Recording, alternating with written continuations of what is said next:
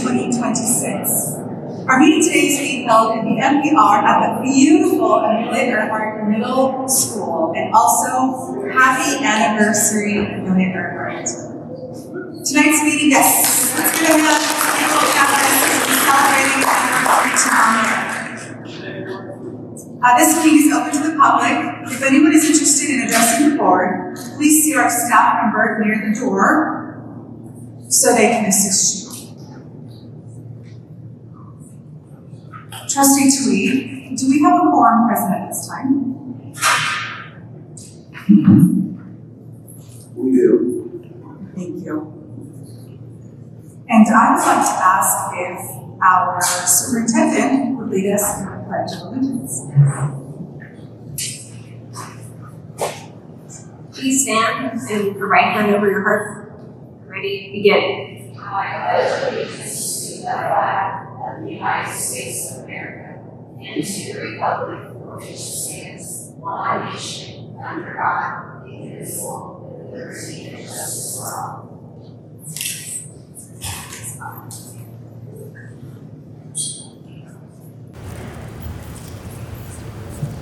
So we will start with public input. Any members of the community that are here today, thank you for joining us. If you would like to provide any input, now is the time for an opportunity for the public to provide comments on any items of business to be transacted or discussed by the board. This will include items on the agenda, as well as items not listed on the agenda, but are within the subject matter jurisdiction of the board. There was one public comment submitted through electronic communication submission form, and that has been attached to the agenda. Trustee Tweed, do we have any cards submitted with requests to provide comments during the public input period?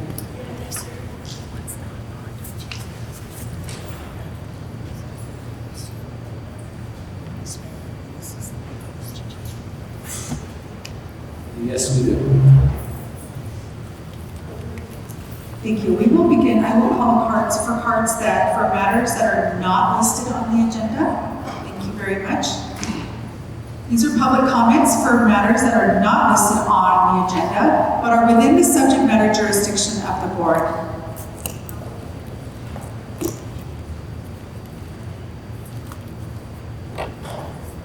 I will begin by calling Erica Fodder, followed by Michelle Davi, and Nadine. I'm sorry, I can't read the last name. Yes. It's Fox. Eric. Just sorry, my name's and Fox. My name is Eric Fox. Although it's my first time doing this, so I'm really have to put it. I think they need to turn it on. It's not on. I have a big voice, so you probably can still hear me. My name is Erica Foxton. And I'm just here to address an issue that is concerning to not only myself and my staff, but I'm sure that all teachers in RUSD. It used to be that when we have transfers, that the principals had the option to determine how many students they would be able to take. And they would kind of look at that in order to prevent combo classes. Well, since I think either this year or last year, there's only one person at the district now, and they've accepted 30 transfers, but principal's not privy to those numbers at all yet and to see grade levels. And we're already maxed at every single grade level. We're sitting at 33, 34. If you're adding 30 without a teacher, it's just going to create a domino effect of combos. So the concern is, why was it taken away from the principal who knows the school better instead of just a person downtown district office? And it would make a lot of sense that if you're going to accept them, look at the numbers and go, oh, I have 5 spaces here to prevent combos, but leave enough space in order to have growth. And that just isn't what happens. We feel that it's just a matter of, we're gonna give you as many as we can because we want the dollars, So that's my concern. That's the concern of my staff, and I'm assuming that every teacher who has to deal with combo classes, in elementary school, I should say, because the secondary doesn't have combos. So that's all I wanted to say on that. Thank you. Next up is Michelle, followed by Nadine, and followed by Jennifer Castillo. Sir Michelle? Now Michelle M.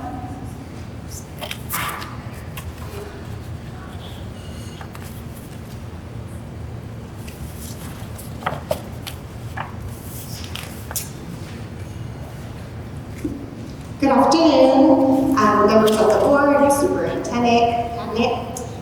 My name is Nadine Mudridge, and I wanted to start by publicly acknowledging and thanking our plan manager, aka our campus custodian. It is a monumental task to serve over 800 students solo, yet he works tirelessly to keep our campus looking amazing, but above all, safe. I wanted to also recognize that the new night custodial team has made a significant improvement over what we have had in the past. We see the hard work being done, and we are very grateful for the change. I would also like to express gratitude to our M&O department for some facility improvements that took place at the beginning of the school year. Despite the recent HVAC upgrades to our permanent buildings, however, the conditions in our portables are not so great. Our portables were designed to be temporary structures, yet they have been on our campus for over 20 years. We have experienced leaks through ceiling tiles, the ramps are dilapidated with visible wood rot.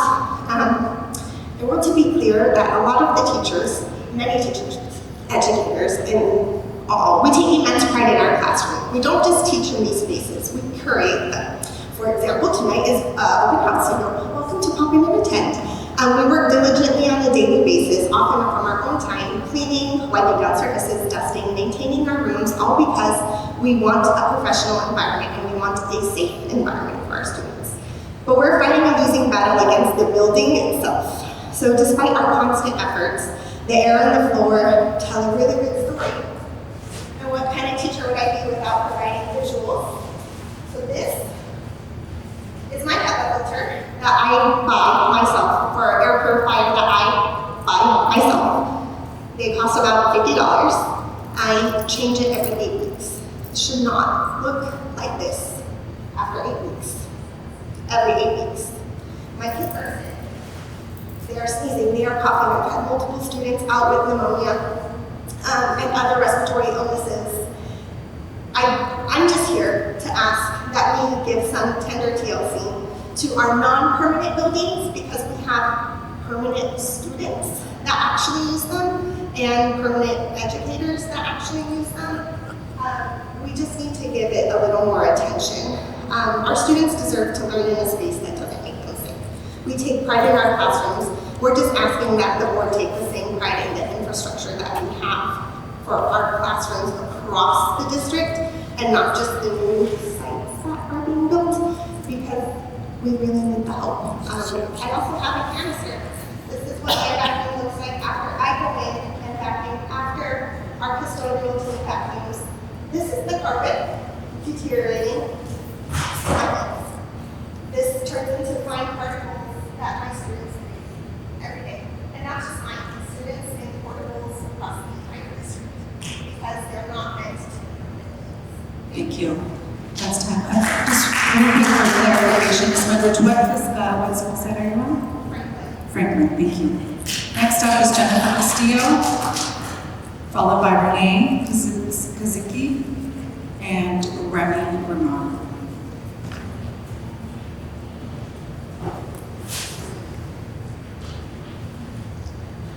Good afternoon. My speecher's a bit. Good afternoon, Board Chair Dr. Alexander, Superintendent Yamas, and esteemed board members and cabinet members. My name is Jennifer Castillo. I have been a preschool special education teacher for Riverside Unified School District for 29 years now. I work at Sunshine School. I know my colleagues talked about this in the last board meeting, last week, but in light of tonight's focusing on special education, including compliance, and the district's strategic plan, I wanted to be proactive and make sure that moving forward as a district, we ensure that as our current mission states, we provide equitable learning experiences for all students, as well as meet legal compliance with students' IEP services. By providing adequate and more than just skeletal staffing to provide speech and language services necessary for students to access their learning. We do this by first making sure that we hire the speech therapists that we know that we will need during the school year to start at the beginning of the school year, including the possibility of hiring first-year SLPs, completing their internships or CS. Instead of waiting until SLPs are at or over caseload limits to hire new therapists and then having difficulty finding people because there aren't enough SLPs available in the middle of the school year. And second, hiring more SLPAs to assist our speech-language pathologists in providing services so that students don't miss services when SLPs are required to not only perform assessments and attend IEPs for their own caseloads, but also perform assessments and attend meetings for initial special education referrals. I appreciate your consideration of this important matter and your recommendations for an approval of budgeting and hiring staff needed to meet compliance and to provide equitable learning experiences for our students who require speech and language assistance to access learning. Thank you. Next up, Renee, followed by Remy, followed by Jason Hunter.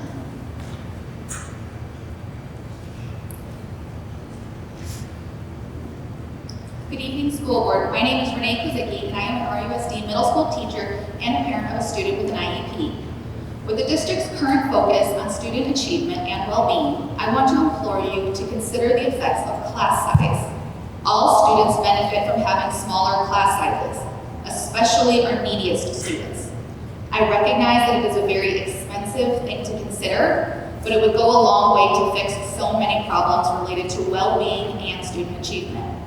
Students with IEPs, 504s, a history of trauma or abuse, those learning another language, those with learning challenges, those with behavior issues, and our high-achieving but often overlooked students all would get more attention, more support, and feel more valued in classes with fewer students.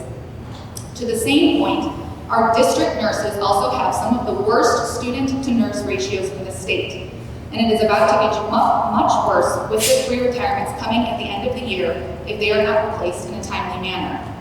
If you truly want to prioritize student well-being, then you must work with personnel to hire and train more district nurses.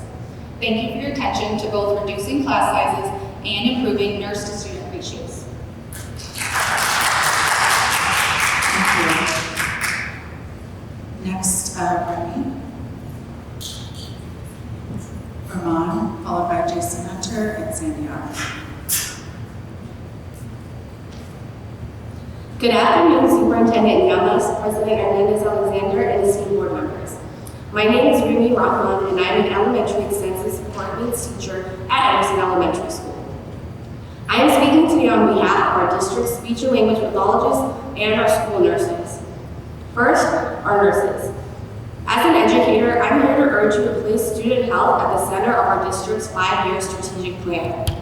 Every day, we ask our students to learn, grow, and succeed, but none of that is possible if their basic health needs aren't being met.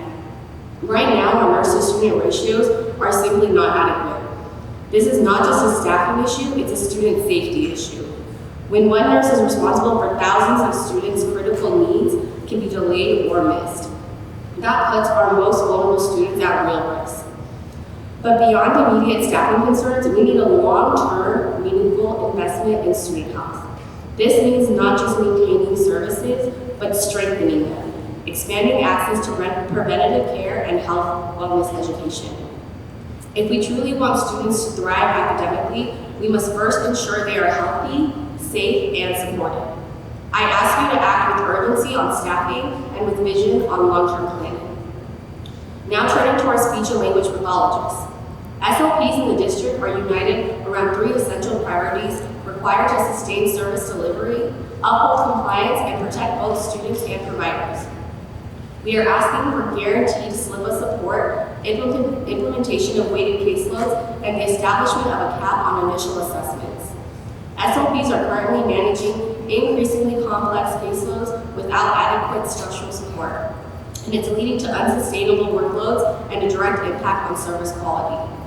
Guaranteed slip of support is critical to ensure that services can be delivered consistently and efficiently, allowing SLPs to focus on assessment, treatment planning, and legally mandated responsibilities. Additionally, weighted caseloads must be implemented to more accurately reflect the true demands of the role. Not all students require the same level of support, and a flat caseload model fails to account for differences in severity, service intensity, AAC needs, and case management responsibilities. A weighted system promotes equity, transparency, and more appropriate workload distribution across providers. Finally, establishing a cap on initial assessments is necessary to maintain compliance with legal timelines while protecting the integrity of the evaluation process. Excessive evaluation demands compromise the ability to conduct thorough, high-quality assessments and increase the risk of delays or procedural errors. These three priorities are not optional enhancements. They are foundational protections needed to retain qualified clinicians, prevent burnout, and ensure that students receive the services they are legally entitled to. Thank you for your time and your listening. Next up, Jason, followed by Sandy.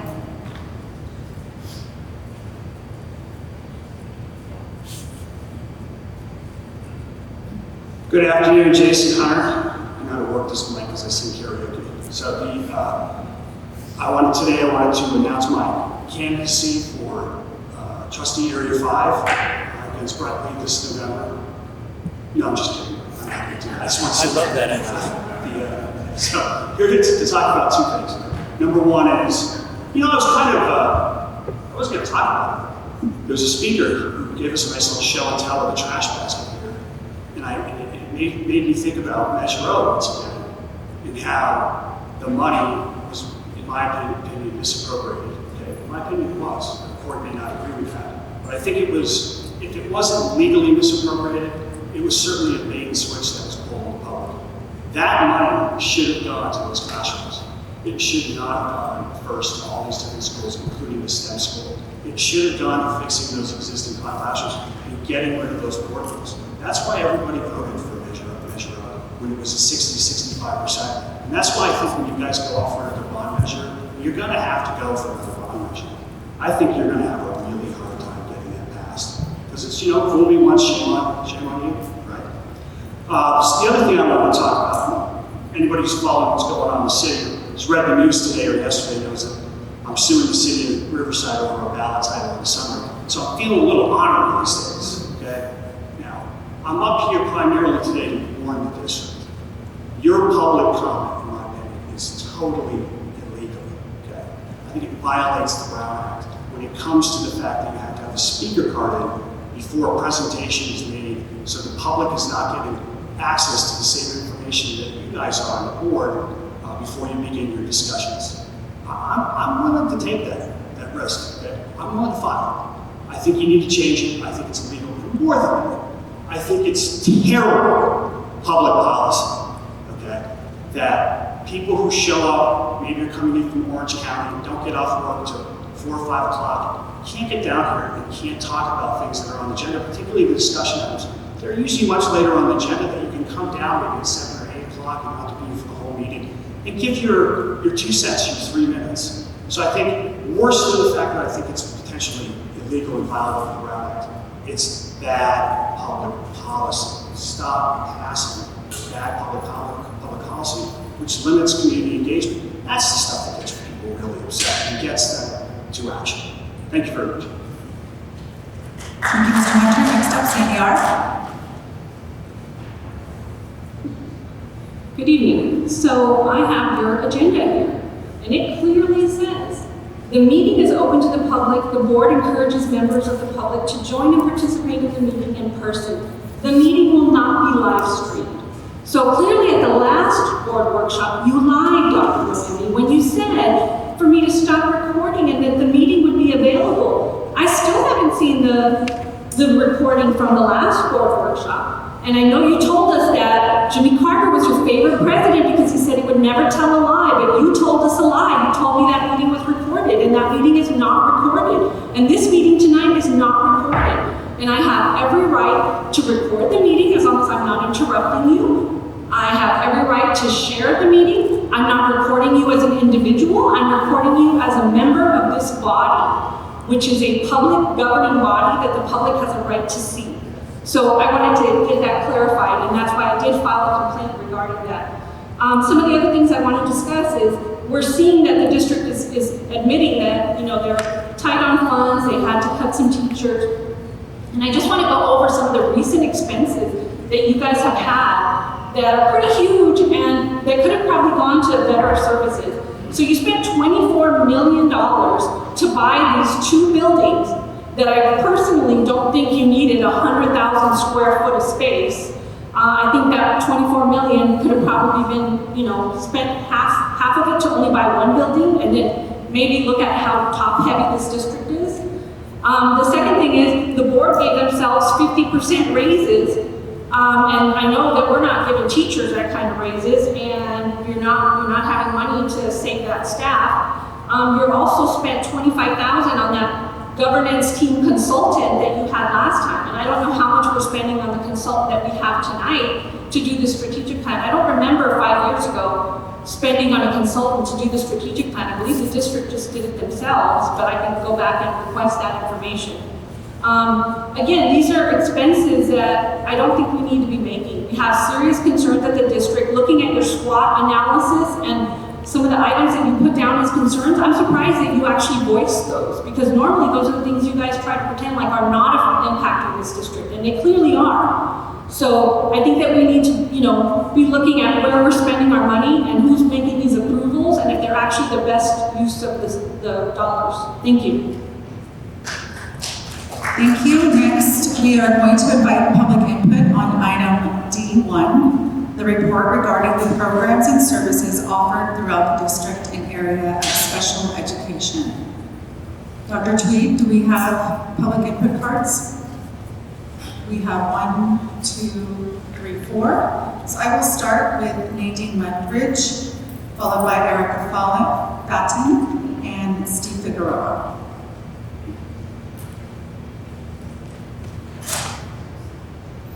Good evening, everyone, again.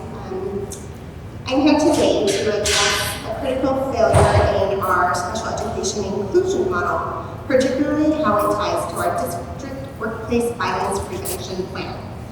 Currently, our district policy on page 6 of the Workplace Violence and Prevention Plan states that violence that are deemed as manifestations of a disability do not meet the criteria for reporting. This is not just a clerical preference. It is a direct violation of the California State Senate Bill 553 and Cal OSHA standards. State law does not grant for an intent loophole. Workplace violence is defined by the act and the hazard, not the internal motivation of the individual. By instructing teachers and other staff, let me be clear, to stop reporting these incidents, the district is not just skewing data, it is intentionally obscuring and documented safety hazards. To illustrate how this is being handled at a ground level, I have a brief excerpt from an email sent by the Risk Management Department to an employee who asked me to speak on their behalf this evening. Long story short, you have sent 3 workplace violence reports. We are not recognizing them as workplace violence incidents. You have a 3rd grader, an 8-year-old, that is acting out as a manifestation of their disability. Physical aggression is not a choice. Yada yada, medical neurological, manifestation, disability. We certainly validate, though, that what happened, I don't know, getting hit in the head by a water bottle, seeing staff physically abused when I turn the corner and their face is so scared I can't get there fast enough, their hair is being pulled, they're being choked out by students. They're 8. We agree that this might be scary and safety is our top priority and nobody should be hurt at work. However, there is a different standard for this. I don't want to continue with that for the sake of time. When we suppress these reports, we lose the ability to provide the necessary resources that these students need. We have seen the landmark legal precedents set in federal cases like 423 CR-45 where a 6-year-old shot their student. This case stripped away the sovereign immunity normally granted to school districts. It has now held administrators personally accountable for gross negligence because they ignored the repeated warnings of clear and present danger. When a district ignores the violence that has occurred under the guise of manifestation due to poor past practices, we are just leading ourselves into more liability. The data suppression hides a larger systemic issue. We are placing students in least restrictive environment without the necessary supports, or in some cases, ignoring them altogether. We need students to feel supported so that they feel safe. Every student deserves a free and appropriate, and we cannot discriminate and just give to one student and take away from the others. Every child deserves an education. Every child, but not at the detriment to another child's education or safety. Thank you. Next up, Erica, followed by Steve Figueroa. Hi there. Okay, today the second topic I want to talk about is mainstreaming our special needs students in the general education classroom in elementary school. I'm going to start by saying that in secondary, they're part of the roster. So if you have a child that is being mainstreamed in for, say, English, they're on the roster, they don't go over the number, and the cap is the cap. In elementary school at this time, that's not true. So right now at Franklin, we have 2 teachers who since the first week of school have had a full roster of 34 and have had to mainstream students into their classroom because those students have to be mainstreamed, because that's law. And so according to the California Department of Education, a mainstream student from special education absolutely counts as a student on the class roster, the general education roster. The state law treats these pupils first as general education students, and they are fully included in the general education class roster for purposes of class size and for funding. It also says that the state law declares that all pupils, including those with disabilities, are first and foremost considered general education students. The law prioritizes inclusion in a regular classroom as the primary placement unless the IEP says differently. And so I'm here because I actually, 2 years ago, I have also a union member, and I brought it to the attention of our CTA representative, who is now at a different position.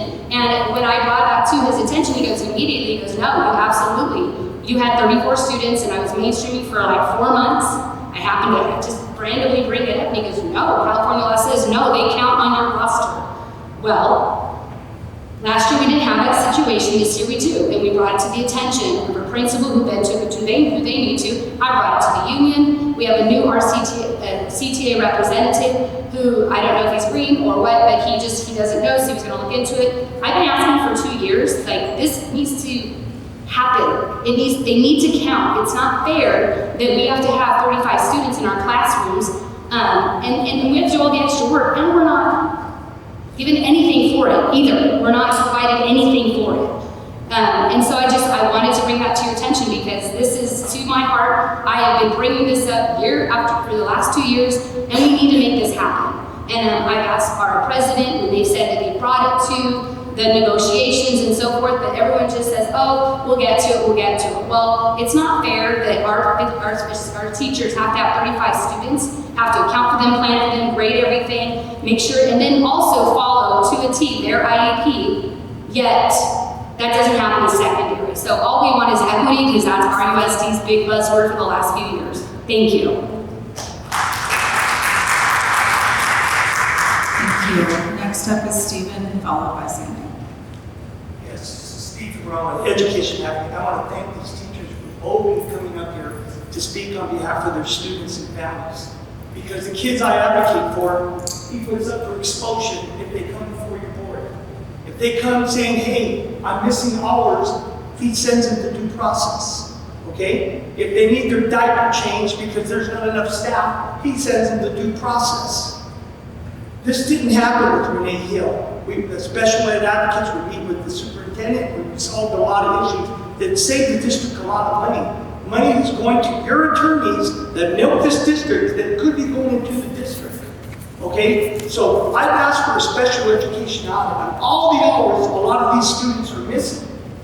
You're never going to get it, because if you looked up what Santa Monica and Malibu did when they sued Mr. Tim Walker in the school district, he came to Riverside. Don't take my word, put it on the internet. Tim Walker, Santa Monica, and you'll see that he got chased on here, and that's why he's here. And he's doing the same things he did up in Santa Monica and Malibu. When the city sued him, he came to Riverside. Same things, don't take my word for it. It's all on the paper, and it's in filings. Instantly, I just received 3 CDE findings that you're out of compliance for not holding IEPs in a timely manner, for not honoring alternative dispute resolution agreements, and for retaliation. And finally, another one, that your Title IX, you don't do them right. Your Title V and Title IX. I tried to talk with Ayala. He doesn't want to talk about it because you're doing it all wrong. That's why you have complaints here. It's costing you money. I reached out to the superintendent. She doesn't reply through various means, whether it's phone, email, or whatever. I need superintendents throughout the Inland Empire. This is the only superintendent that will not meet. Okay? I know many of you from the different functions that we go to. I see you there. And I get, oh, we can't talk about it. But you can talk about it when it's time to get elected. You need our votes. Maybe good idea. Maybe I should run for a school board where I live so that we can get some active debate on why the school board can't respond. In every other school district, they respond. In every other school district. If you have a problem with the school board member will call you and say, I want to resolve this. In this school district, oh, we can't talk about it. And that's a lot of problems. So many of the issues that many of the parents bring up, it's the same teachers bring up, he files for due process. What do we got to do to stop the retaliation? So that children don't have to be in feces all day. That's all we're asking. Right? That's not unreasonable. So they go into IEPs and they're not threatened. You take this, they're literally threatened. If you speak up and you say, hey, I don't want my kid in feces, why are you yelling at us? Nobody's yelling. Yes, you're yelling. So they create these scenarios, the program specialists, so they can document false allegations against the parent. So this has got to stop. I'm willing to meet with you guys, with the parents, so you can give it firsthand. Thank you. Thank you, Mr. Figueroa. Next up, Sandy. I guess I thought it was just me that wasn't getting the callbacks. I guess it's other people as well. So in regards to special needs, I want to talk about the eloping of kids. There's been so many kids of, grandkids of my friends that have eloped. And I think kids' safety is a big concern. And yes, these are special needs kids that are eloping the campuses. So I don't know if they're on a regular campus. It doesn't have safeguard measures for these kids, but we definitely need to address that. Something needs to be done because if one of these kids gets kidnapped or if one of these kids gets run over on one of these major streets, like the last time my friend's kid was on Trotline, you're going to have a huge lawsuit. You're going to be all over the news. And the fact that you have been put on notice and you've been negligent in solving the problem is going to make it worse for you. The next thing I want to talk about is the legal costs involved here. I've had other friends who have, had issues where services are denied and they're not approved, basic services that are recommended. And you guys fight them. You have your lawyers fight them. And when they request to see how much did you waste on lawyer fees to fight me, as opposed to how much you spent on my service, you send them a notice saying that it was pro bono legal services. Now, we all know you don't use pro bono law firms. And the fact that you sent them a bogus pro bono bill so that they wouldn't know how much you wasted fighting them instead of just approving the services that their child needed. I mean, I thought you guys are all about equity and giving every child what they need to succeed. So if a child needs an extra service to succeed and you get extra dollars for that, then why aren't you doing it? Why are you spending the money on your lawyer friends instead of just helping the kids? So that's one of the other issues. So I am going to put in a request to see how your legal expenses for special needs cases have gone up over time. I want to see the trend, because if you're spending more on your legal to fight this, then you have a problem. You're doing things wrong. And I hear the complaints. I've heard several different parents come to many meetings and complain about how you're handling your special needs, and especially your director of your special needs. So if you're not looking at that and saying, are there issues here? What are we doing to address it? If you have just turned a blind eye, then you're part of the problem. Because as a superintendent, they report to you, and you need to hold them accountable for what's being done. At the end of the day, the buck stops with you. Whatever they're doing will reflect on you. So I hope that you are meeting with your staff, addressing these concerns that all these parents have brought up at numerous meetings about safety, about IEPs not being complied with, about being sued over basic services. You need to look at that.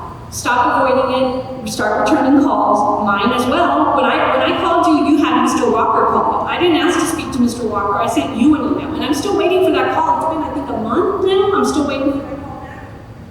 Thank you, Ms. R.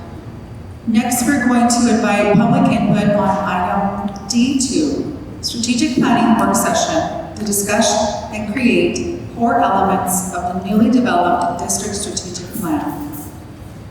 Dr. Tui, do we have any public input cards submitted for this item? We do. Thank you. To speak on the strategic plan, we will invite Stephanie to the podium, followed by Sandy.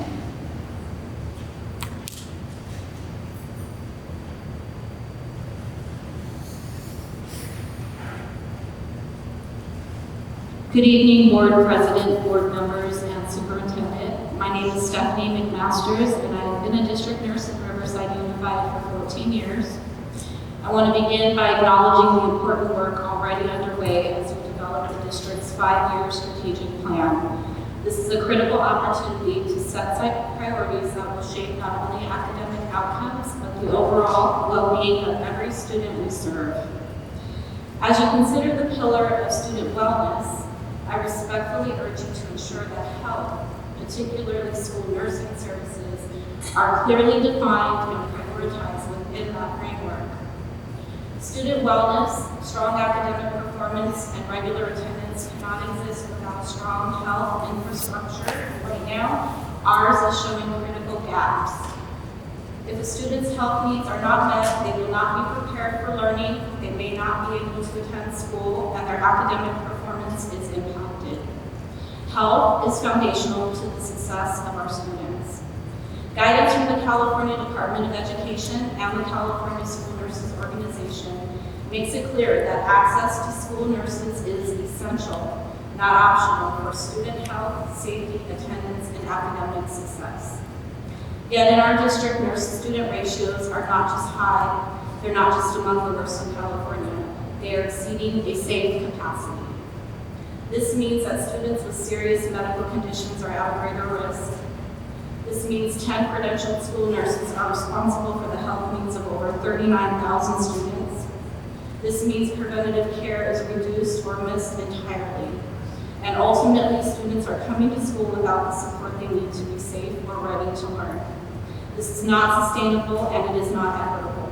If student wellness is truly going to be a priority in the strategic plan, then it must include specific, measurable commitments to student health, such as improving nurse-to-student ratios, ensuring consistent full-time nursing coverage at every campus, investing in a health system that is proactive, not reactive, and investing in leadership by health professionals to manage and lead the health services department. Without these commitments, student wellness becomes a statement, not a strategy.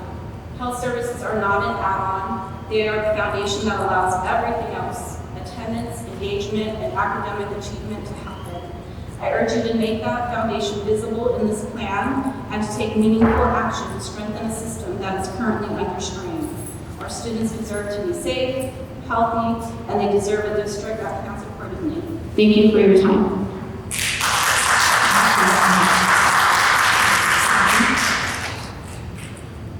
I would like to make a formal request to defer my comment until after the presentation. Would the board consider that?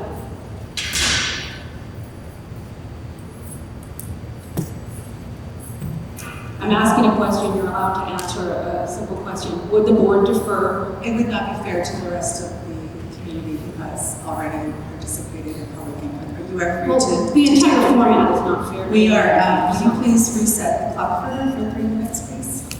You have 3 minutes. Sorry. So let's talk about your SWOT analysis. Let's talk about the weaknesses, because I think some of these will sound familiar, because they're literally things I have been talking about for the last 5 years in this district. Student outcomes in English and math below state averages. Gee, we know that. Academic achievement varies across sites. Yes, I brought that up, and every time you present your numbers, that you don't talk about how one school site might be doing great and others are doing even worse than the average that you present. Absenteeism remains high because, again, you give them everything on their Chromebooks. The kids can say, hey, I can just get caught up. I can just do the work on my Chromebook. I don't got to be there in person. Low levels of student belonging and student enthusiasm. Gee, I wonder why. When most of these kids are telling me that agendas are pushed in their classroom, not just education. Restroom cleanliness. I think I brought that up and made that an LCAP issue. Parent involvement is low, especially at the middle and high school. Gee, because we're not welcome. You started charging parents a $40 fee to run their background check so that they could volunteer. I know a couple of parents who are single moms told me, I can't afford to do the background check. And Renee assured me, oh, that's not happening, we're working with those parents. And I've had parents tell me, no, I had to pay. If I wanted to volunteer, I had to pay. So that's, limiting your involvement there. Organizational fragmentation. You're claiming that the organizational fragmentation is why you had to buy the new building so you could get everybody under one roof. Really, I don't see that. Fear of making mistakes slows down decisions. Wow, what kind of mistakes? Like maybe wiring, $900,000 to the wrong person. That kind of, slowing things down and fear of making mistakes. Multiple simultaneous initiatives, an unclear board. So that's on you guys. They're telling you that the board is not clear with the directive of the district. And signature offerings are not equally accessible. I've been telling you that STEM and a lot of your programs are not equally accessible to students. So basically all these weaknesses that you have on here are everything I've been talking about. And then the deficit pressures. You guys always tell me that's just your normal deficit spending. Every single weakness that's on this list are things that I've been talking about for 5 years. And yet you've done nothing about most of these, ever. What's the solution? You're supposed to have these workshops to fix it. And I've seen a governance team workshop where we did breathing exercises. What is going to impact these? When are we going to see a workshop on how to improve math and English scores? Thank you. Thank you for your input, Ms. Arnn. Finally, we're going to call for input on closed session items only. We must note that we will only be discussing one item in closed session. Item 2, real property negotiators, will not be discussed due to not having the AP numbers listed on our agenda. So we will be discussing public employee discipline dismissal release, and that is confidential information. Is there anybody who would like input to? Okay, thank you. We have no input cards for closed session items. Okay, so we are moving on to item D, discussion of our agenda. The purpose of this first agenda item is for the board to have a discussion about programs and services offered throughout the district in the area of special education. Tonight we welcome Deputy Superintendent, Mr. Walker.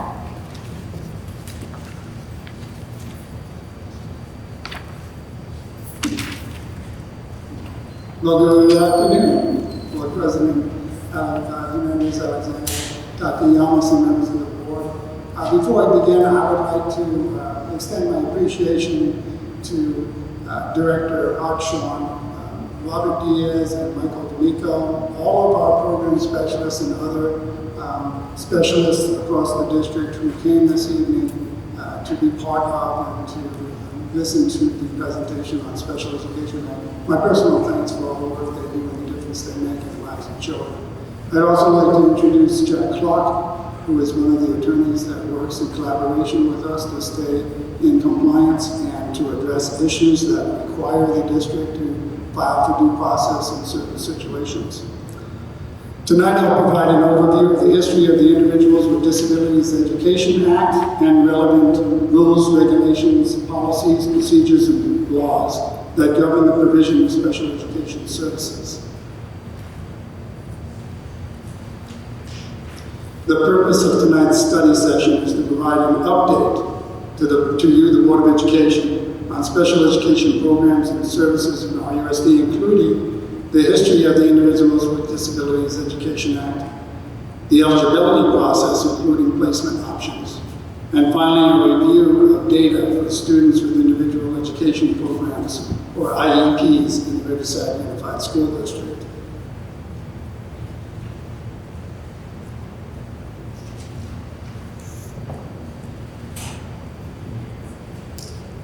First, I'll provide an overview of the IDEA, the Individuals with Disabilities Education Act. The IDEA was enacted to ensure that all children with specified disabilities have available to them a free, appropriate public education that emphasizes special education and related services designed to meet their unique needs and prepare them for further education, employment, and independent living. And codes are provided. In exchange for federal funds, states agreed to provide a free, appropriate public education, generally known as a FAPE, to all children with specified disabilities residing in the state from ages 3 through the age of 21.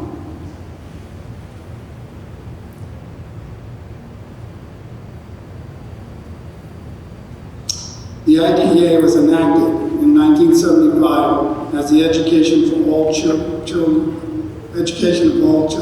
Handicapped Children's Act. It legislated civil rights for students with disabilities and promised 40% federal funding for the cost of a student who qualifies for an IEP. The IDEA has been revised several times since its first authorization in 1975. In 1998, one of the biggest revisions, it expanded to include infants and toddlers under the age of 3, required a general education teacher as a core member of the IEP team, and finally, it included assistive technology as an area that the IEP team must discuss at every initial and annual IEP team meeting. Key changes in 2004 include the requirement to use research-based interventions, increased accountability for student progress, and the encouragement of local resolutions prior to due process hearings. Our district has adopted an informal dispute resolution process available to parents when there are disagreements. The IDEA is based on the principle of inclusion. Prior to IDEA, just 1 in 5 children with disabilities attended school.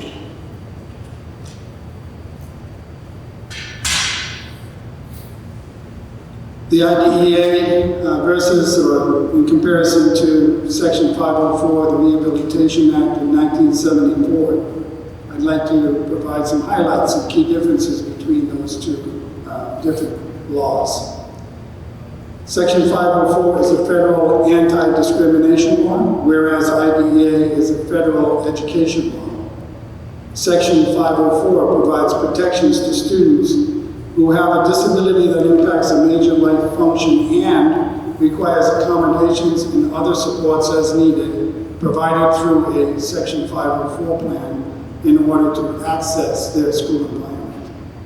While IDEA requires the students must be eligible for special education under one of the 13 handicapping conditions outlined in the Act, and requires special education services in order to benefit from their education and receive a FAPE. Section 504 primarily provides accommodations to reduce barriers and students may encounter based on their disability. And IDEA provides direct or consultative services designed to ensure that the student can access the curriculum and receive a FAPE through their IEP.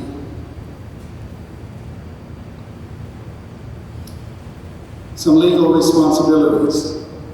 The district's primary responsibility under the IDEA is to ensure that programs are reasonably calculated to enable a child to make progress appropriate in light of their circumstances. This landmark decision by the Supreme Court in 2017 in a case known as the Andrew F.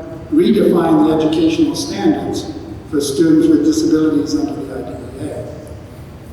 It is also important to note that while districts must provide students with disabilities a program which they can make progress appropriate in light of their unique circumstances, an appropriate public education does not mean the absolutely best or potential maximizing education for an individual child. And there are citations available for you there.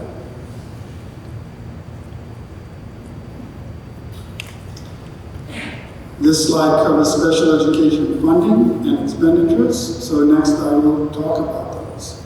Earlier I mentioned that IDEA was enacted in 1975 with federal funding promised at a level of 40% the cost of a student with a disability who has an IEP.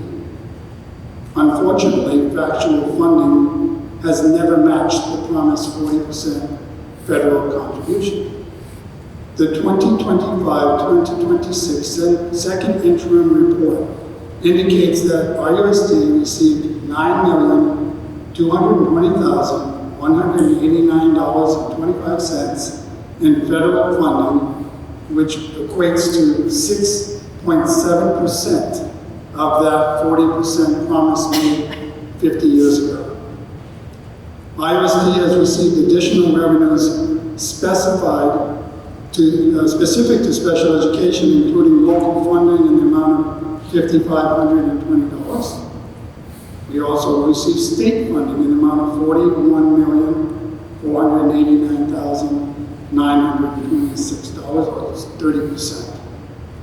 Special education is also funded across multiple sources, such as discretionary LCFF, the MEA Medi-Cal, referred to on this chart as other, in the amount of $4,313,902, or 3.12%. Finally, the general fund contribution is $83,167,558, or 60.2% to the funding for special education services. Although this is a large amount, a comparison of annual service and budget plans approved in June of 2025 shows RUSD as the third lowest in the region for the amount of dollars that are removed from the general fund to fund the difference of what is funded from the state and federal government. A new comparison will be made at the annual service and budget plans after they are finalized in June.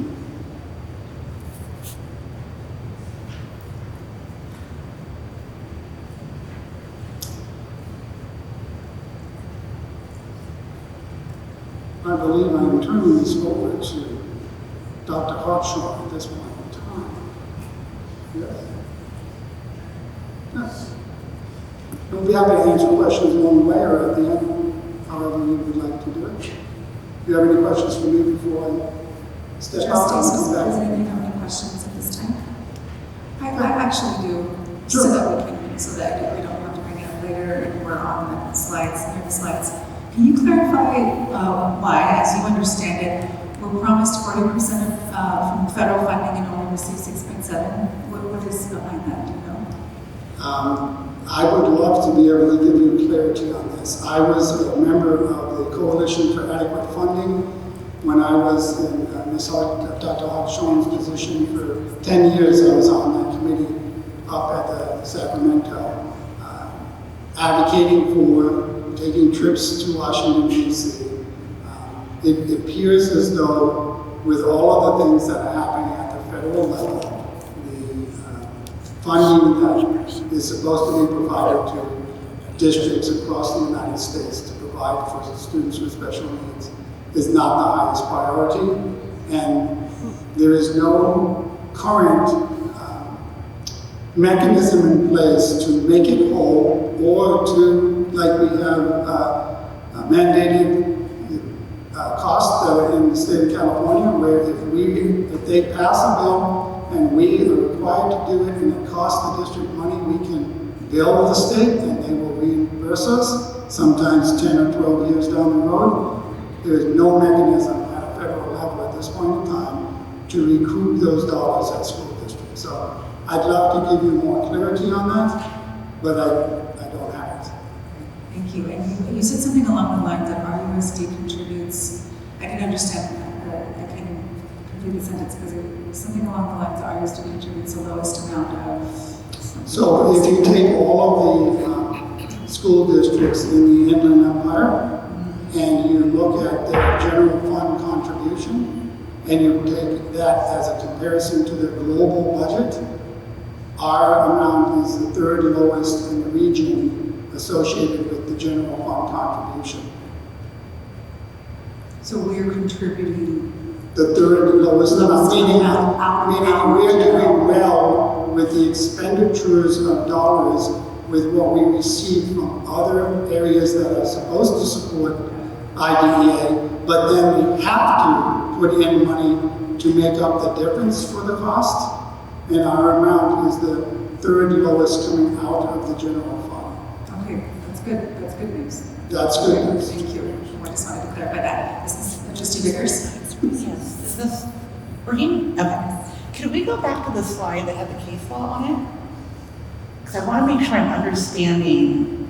This one here? The case law that had the Andrews case. That one.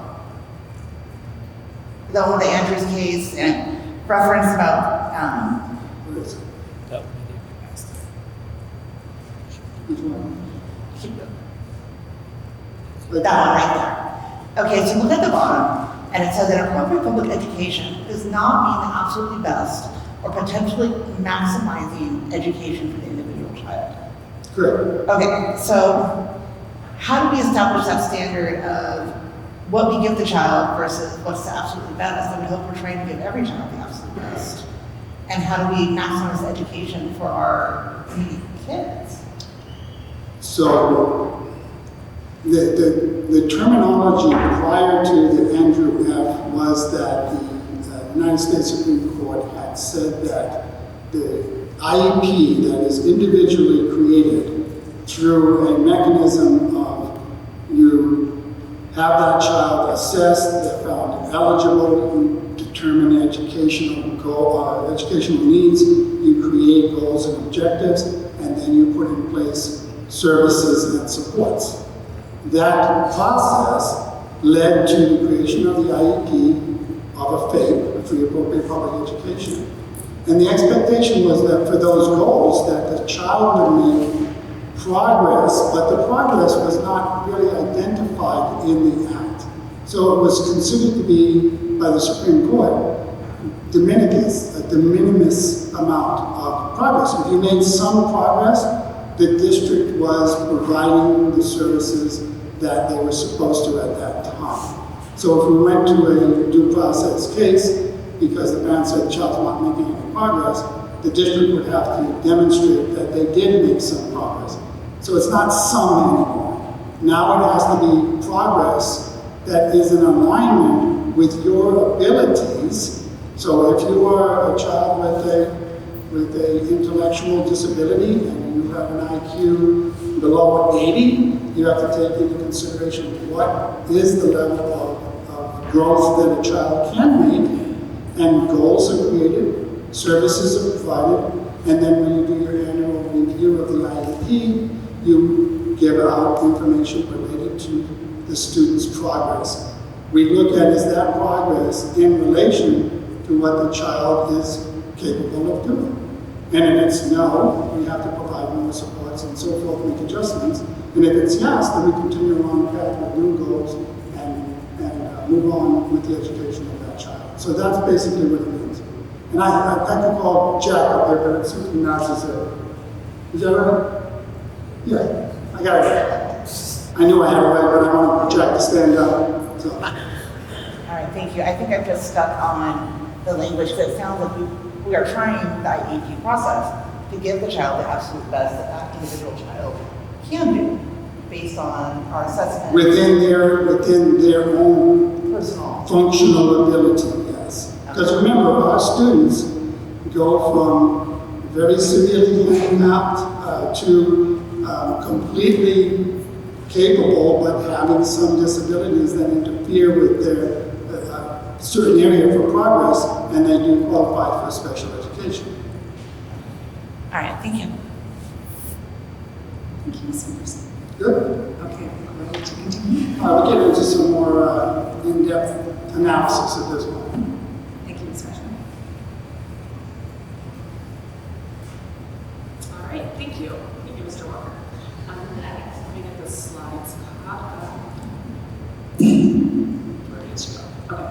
So the next thing we wanted to talk about is that in most cases, when we're looking at the legal obligations under the IDEA, in most cases, IEP teams and parents agree on the proposed IEP goals, the placement and services, and what's called the offer of FAPE during the initial, annual, and triennial IEP meetings. Occasionally, IEP meetings do conclude without that kind of consensus, and when that happens, the district attempts to resolve disputes before they escalate to more formal legal measures by reconvening the IEP team to discuss the parent concerns in more depth, and to offer the parent or guardian the opportunity to participate in what's called an informal dispute resolution, or IDR. In the event parents or guardians and the district are unable to come to an agreement in these less formal methods, there are times when the district is required to file for due process or initiate legal proceedings. This may mean that the district would file for mediation only, or we may file for due process. One such circumstance is when a parent has requested what's called an independent educational evaluation, or an IEE. When parents request an IEE, the district only has two options. We can either fund the evaluation, or if we believe that our evaluation meets the criteria set forth under the education code for a properly conducted assessment, we can file for due process to defend our assessments. In an additional scenario, even if we have agreed to fund the IEE, we also have agency criteria that are in Administrative Regulation 61 and 64.4. And if the parent and district are unable to come to an agreement on a provider that meets the agency criteria, and if the parent is seeking somebody outside of those criteria, that may be a scenario where we are required to file to defend our agency criteria. Next, I'm going to talk a little bit about eligibility and placement and how IEP teams come to those decisions.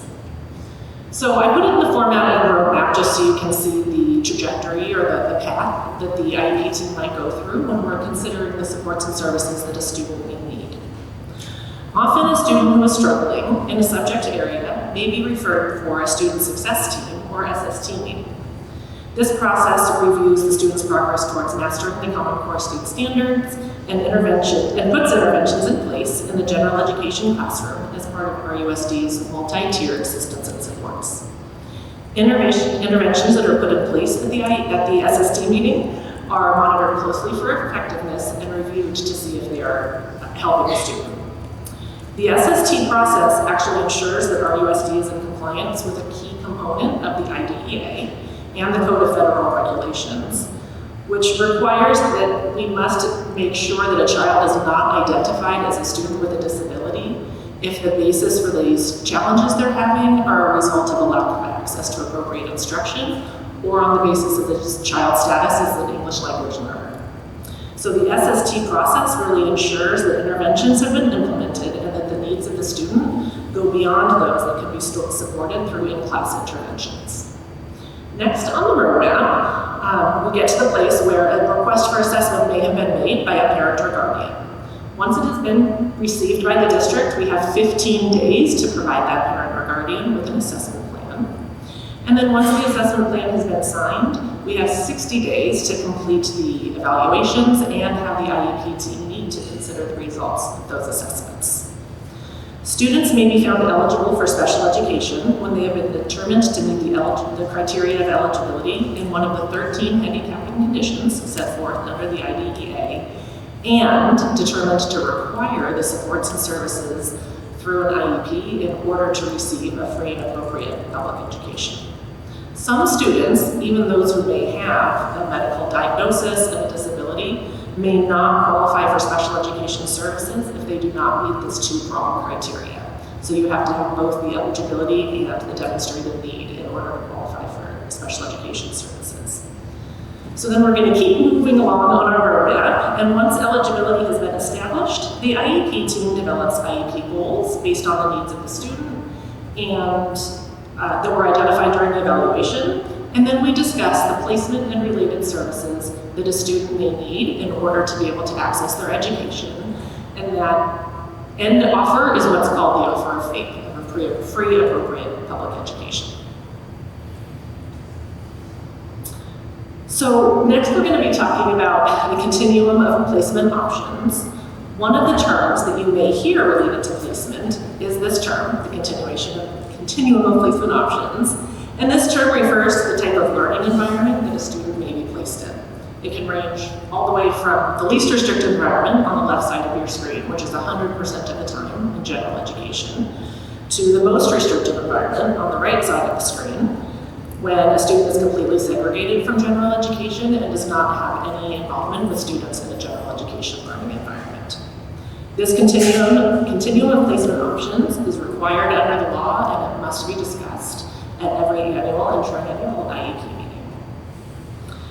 When we're talking about the left side of the chart, the least restrictive environment, students placed here may only have consultative or push-in services. So an example of this placement might be a student who is deaf and hard of hearing and has an interpreter providing American Sign Language for them, and the rest of their services are provided on a push-in basis. So they spend 100% of their time in the general education classroom. The next two placements on the continuum, speech and language services and the resource specialist program, are placements where students receive the services on either a push-in, so the provider might go into the general education classroom, or a pull-out basis, meaning that these students are pulled out of class for a period of time and they receive their special education services in another location on campus. However, the majority of their school day is still spent in the general education environment. The next part of the continuum, a self-contained special day class, is only provided when an IEP team determines that the student is unable to benefit from their education in a general education classroom setting, and that the benefits of placement outside of general education outweigh the potential harmful effects of removal from the general education environment. You may also notice a vertical white line on the right side of the chart that are separating the last two placement options from the rest on the left. That line indicates that these placement options, non-public schools and residential treatment centers, are environments where students are completely removed from the general education setting. So a non-public school is a school that we contract with that helps to provide a classroom environment for students who may require behavioral supports beyond those that are able to be provided on a comprehensive public campus. And a residential treatment center is recommended when the IEP team determines that a student's educational needs are inseparable from their clinical needs. In other words, students who are referred to a residential treatment center require a setting that addresses their needs 24 hours a day. So next, we've done a lot of talking about the types of things that an IEP team might discuss, and we wanted to discuss what that looks like for students here in Riverside Unified.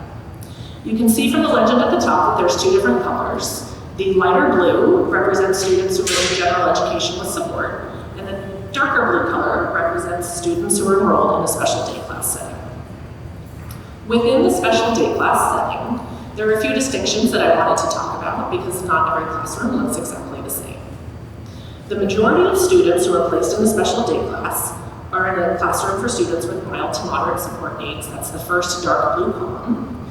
These classes use the same curriculum as general education, with specialized academic instruction, or SAI, provided by the special education teacher. The next column over, extensive support needs, takes place if an IEP team has determined that a student needs a classroom for a student to support extensive support needs. It generally means that the student requires access to what's called an alternate curriculum, so it's still aligned to the Common Core state standards, but the curriculum has been modified to meet the needs of that student group. In many cases, in most cases, students who are in extensive program for extensive support needs have an intellectual disability. And in the past, you may have heard the term moderate to severe programs. The term extensive support needs is a more representative and up-to-date terminology for the program, so you will now, over the last about year and a half, we have been transitioning to the terminology of extensive support needs. The next column over represents students who do require a class for extensive support needs, but the learning environment is designed specifically for students with autism. This classroom also utilizes the alternate curriculum, but the learning environment is designed based on the evidence-based practices that are known to be supportive of students on the autism spectrum. The instructional assistants in this class are also a specific category of instructional assistants called Intensive Behavior Intervention Assistants, or IBIAs, and they are trained in the principles of applied behavior analysis. The next category of placement represents students who participate in our structured therapeutic program. Students in these classes have access to the core curriculum, so they're learning the same, they're using the same textbooks and materials as students in a general education classroom, but it's a highly structured small group environment designed to help meet their behavioral needs. So next on the left, I also wanted to give a representation of the percent of students in Riverside Unified who have been found to be eligible for special education and how that is comparable to our state and national averages. So you can see that in Riverside Unified, 14.9% of students are found to be eligible for special education, which is consistent with both the statewide and national trends. Okay, so as you might imagine, it takes a lot of specialized staff to be able to provide the services to the students in the range of classrooms and placements that we just discussed. So this slide gives an overview of the types of certificated and classified personnel that work within RUSD to provide special education services and supports to our students with IEPs. Some categories, such as a special education teacher or a speech and language pathologist, may be more self-explanatory, but I did want to share some of the duties of the categories that you may be less familiar with. You might notice that there are two positions that sound very similar. We have an inclusive practices specialist, and we also have an inclusion specialist. Inclusive practices specialists work with teachers and instructional assistants, but they are not a direct service that is authorized in the student's IEP, and instead they provide instructional coaching as part of RUSD's multi-tiered systems of support. Conversely, inclusion specialists provide direct or consultative services to students with disabilities, and they are included as a service on the student's IEP. And I thought it might be helpful if we could hear a description of what some of these services look like in real life from one of our providers. So I have invited Debbie Jane Hutchinson, one of our inclusive practices specialists, to share a little bit about her role and what her day-to-day work looks like. So that's a lot, right?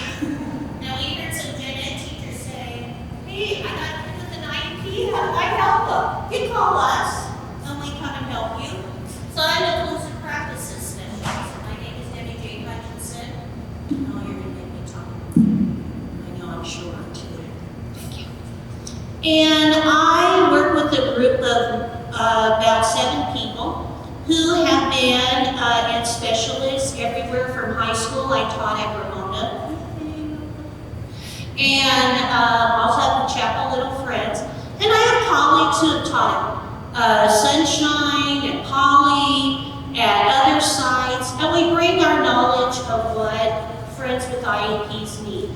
And we coach based upon needs directed to us by administration of the site or something that a program specialist notices that a staff member may need. So we also help go through IEPs with staff members and to look at accommodations, and sometimes accommodations can be quite robust. And then people will say, well, what does that look like? How does that look like in my classroom? How does that look? And we can help create those tools for them and explain those tools for them and support them in their role with teachers. We also support instructional aides, and at times we've also supported playground supervisors, and all kinds of people who might touch on the lives of the children who have IEPs. So we can make sure behavior plans are followed and children receive the services that they need. So there are 7 of us. 1 serves preschools, and the rest of us serve about 5 sites, and we go there each week. And we touch base with RSP teachers because we mostly serve the staff who serve children who are in general education. But then we make ourselves available for SBC teachers who have questions about things they need to implement with their students with IEPs. So that's what we do, and we really love our job, and we do not provide services to kids, but we are in kids' lives. I was sharing with someone that I went to an IEP on Monday at a site, and there was a family there, and that friend is in 4th grade. And I met that friend when he was in kindergarten.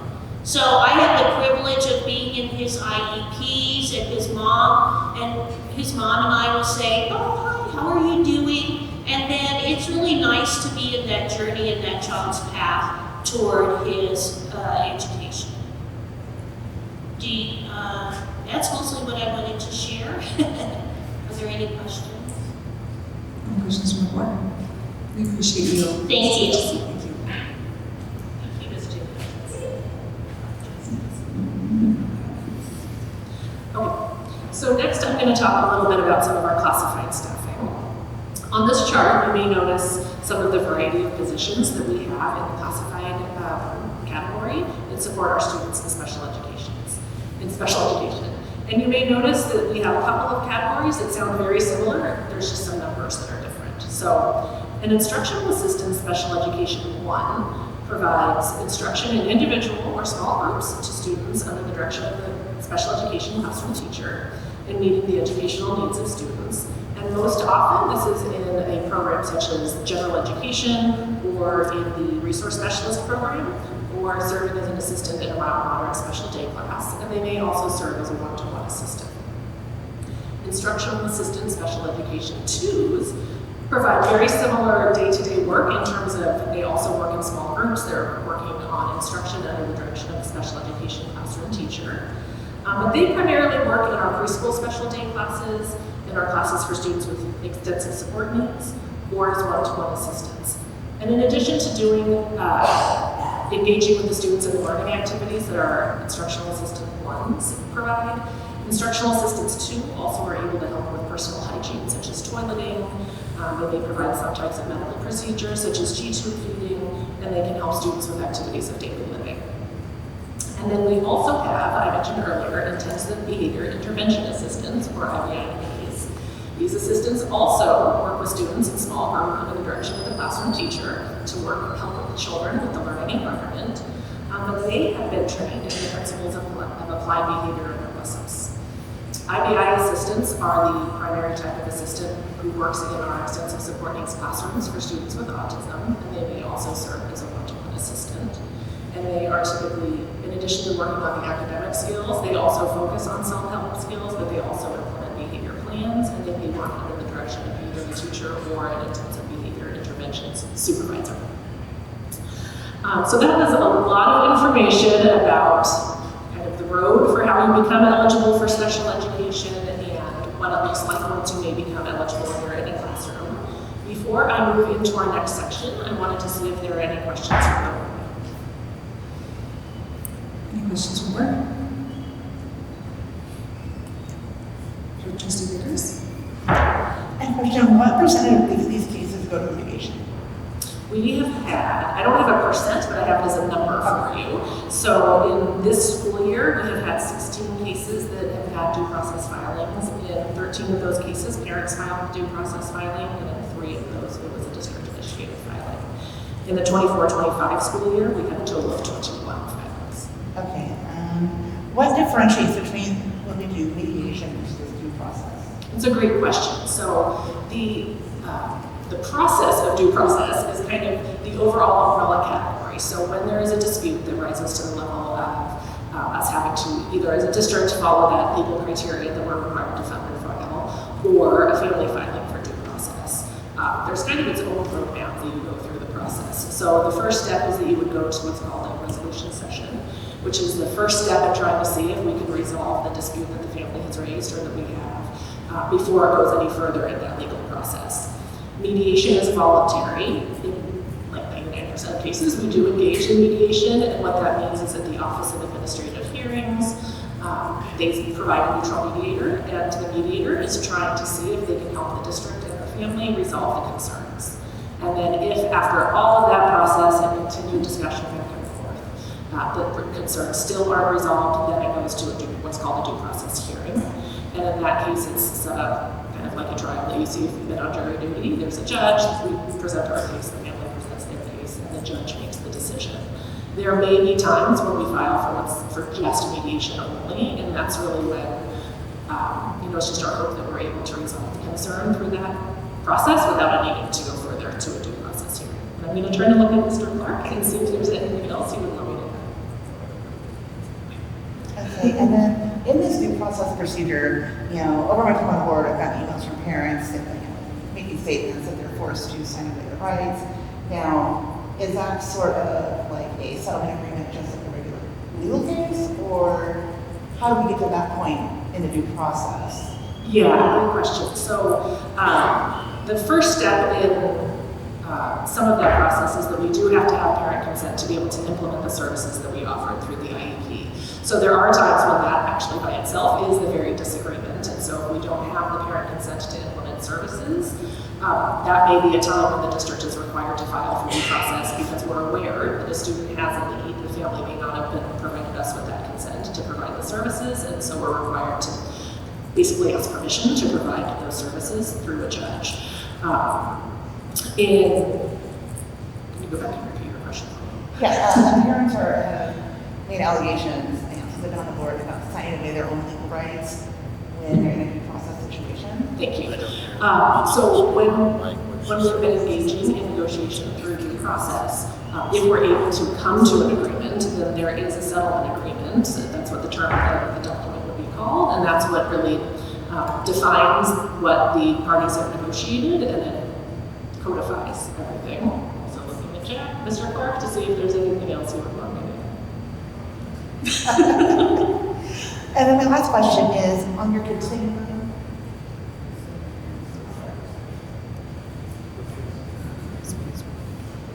What's that?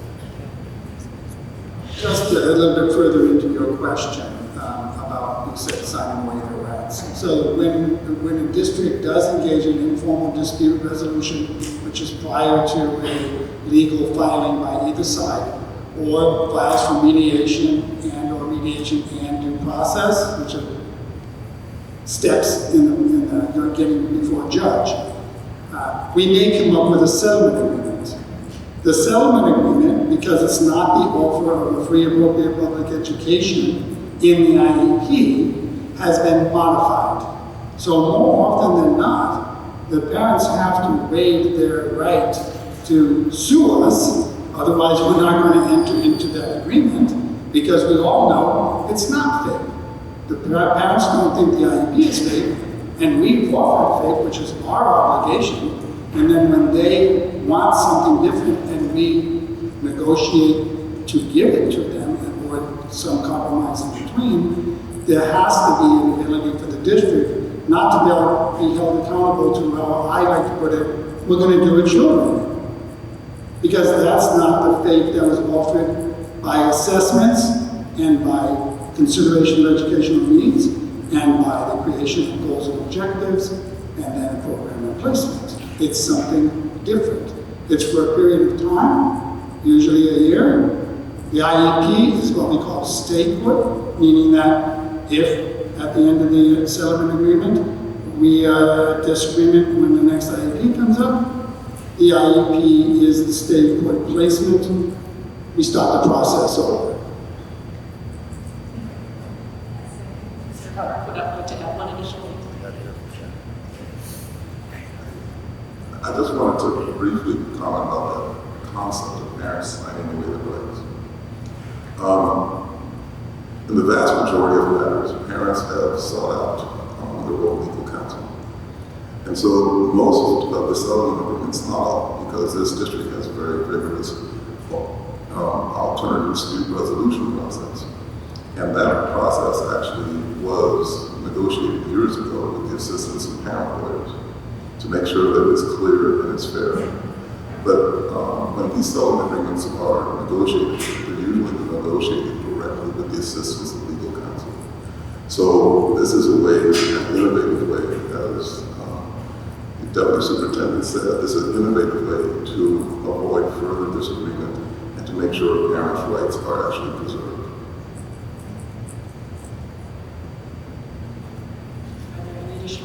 One last question. Was on your continuum. Where do homeschool students fall on the continuum of services? Can you repeat that? On that continuum of services that you offer, where do our homeschool students fall? Where do our homeschool students fall onto these services? My understanding is that we have to provide services for homeschool students in this district. Thank you. Do you mean for students who are in a private school? Yes. Okay, so we do have what we receive what's called a proportionate share for students who are enrolled in a private school. If the student resides in our school district or attends a private school that is located within our district boundaries and the parent believes their child may have a disability, then we would still go through the assessment process to determine if they're a child that meets the criteria and would qualify for an IEP.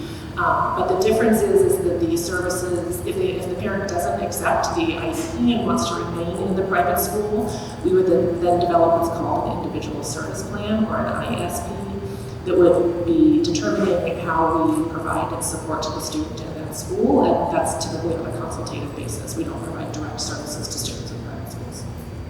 All right, thank you. Next, I'm going to review some of the ways the CDE monitored. Sorry. I think staff has heard this question before, but I'm concerned about the number of students at the elementary level with severe behavior and violent behavior.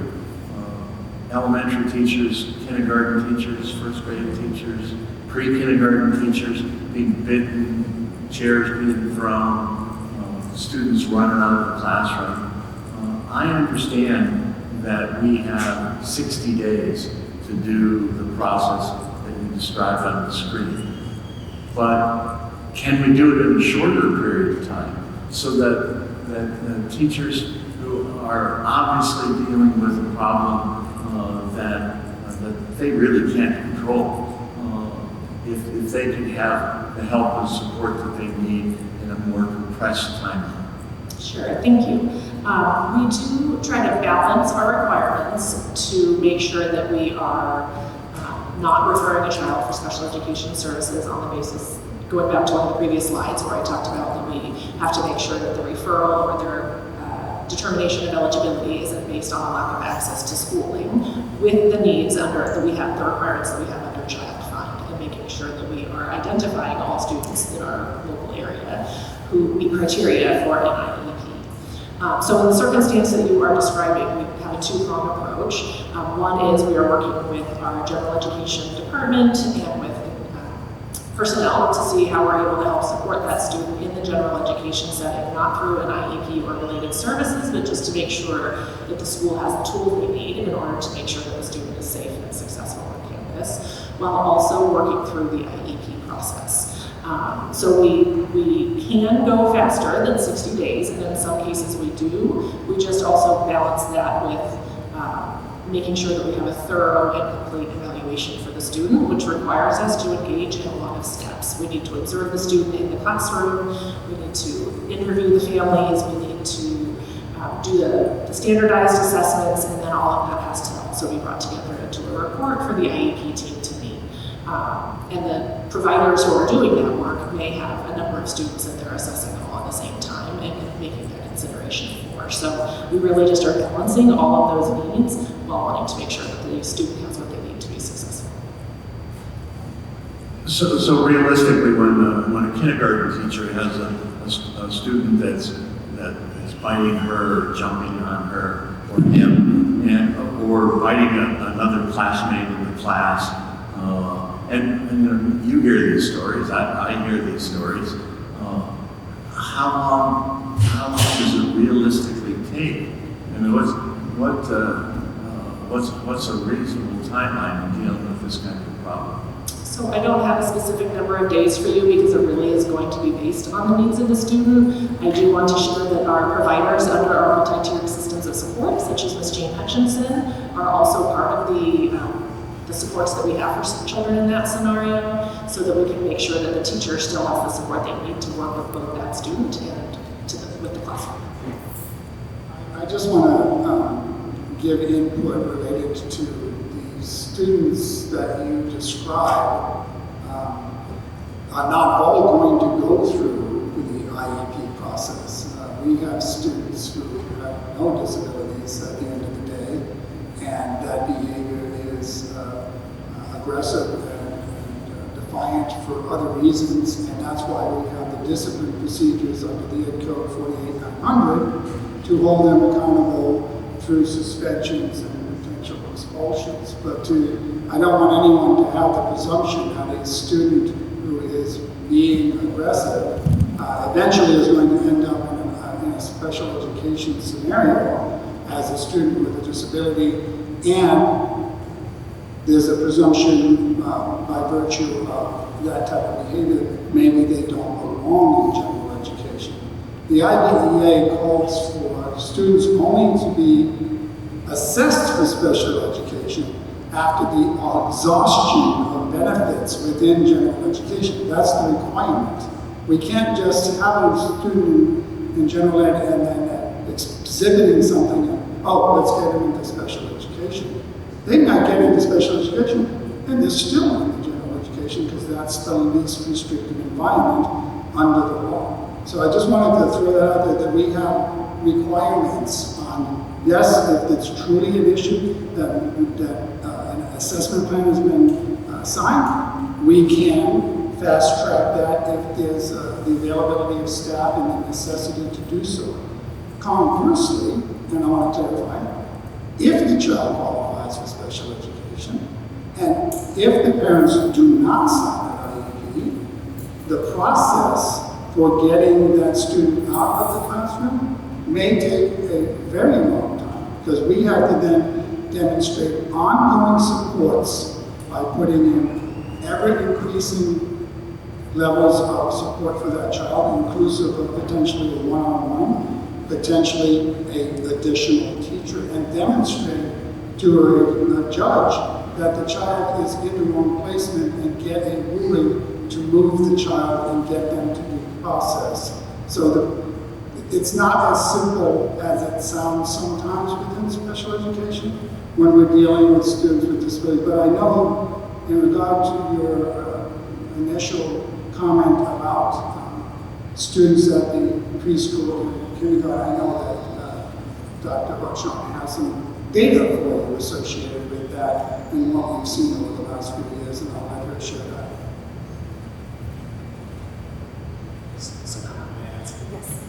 So what I'm hearing also is that we're not waiting for the IEP process to play out in order to support the students or to support the teachers, right? Correct. We have, as part of our multi-tiered systems of support, we have a variety of providers who are able to provide coaching to the teacher. People like Ms. W.J. Hutchinson and our inclusive practices specialists are able to help put in some of the evidence-based strategies in place in the classroom to help put some of those tools into place and make sure that there's a blanket around the classroom to make sure that there's some support. I should have worn high heels today. In addition, we also have, while students are going through process and being possibly identified, we have our student assistance program, prevention assistants, who also support students that may have additional needs with behavior in the classroom, mainly in the elementary level, but also for TK-12. And that is a classified staff member who can go in and provide support to the student and to the teacher on the behavior plans and the needs for the student. So that is also something that we provide on this road and in this process to support students. Thank you.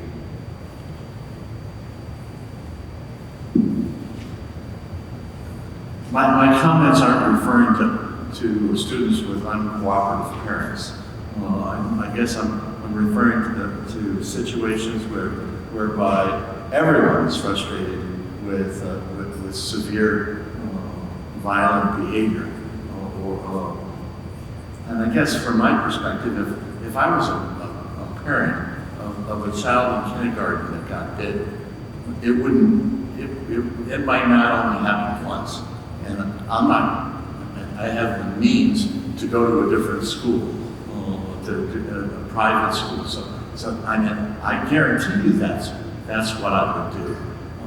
If I was a teacher that was a kindergarten teacher, and I had students that were biting me or biting others, running out of the classroom, throwing desks in the classroom, I wouldn't remain a teacher for very long if I was being coached to how to deal with that. I need more than coaching. So that's my frustration. I've heard it long enough. If I continue to hear it, then I'm going to have to continue to talk about it louder and louder and louder. That we have to do something about children at the very young levels that are being that disruptive. Thanks. Thank you, Trustee Kinnear. Can I add to that? Because my comment was very similar to what Trustee Kinnear was talking about. Is when I've heard that time and time again as well, is when a student is acting out and we find that it's a manifestation of their disability or diagnosis, I want to know what type of supports are there to protect the teacher and the other students.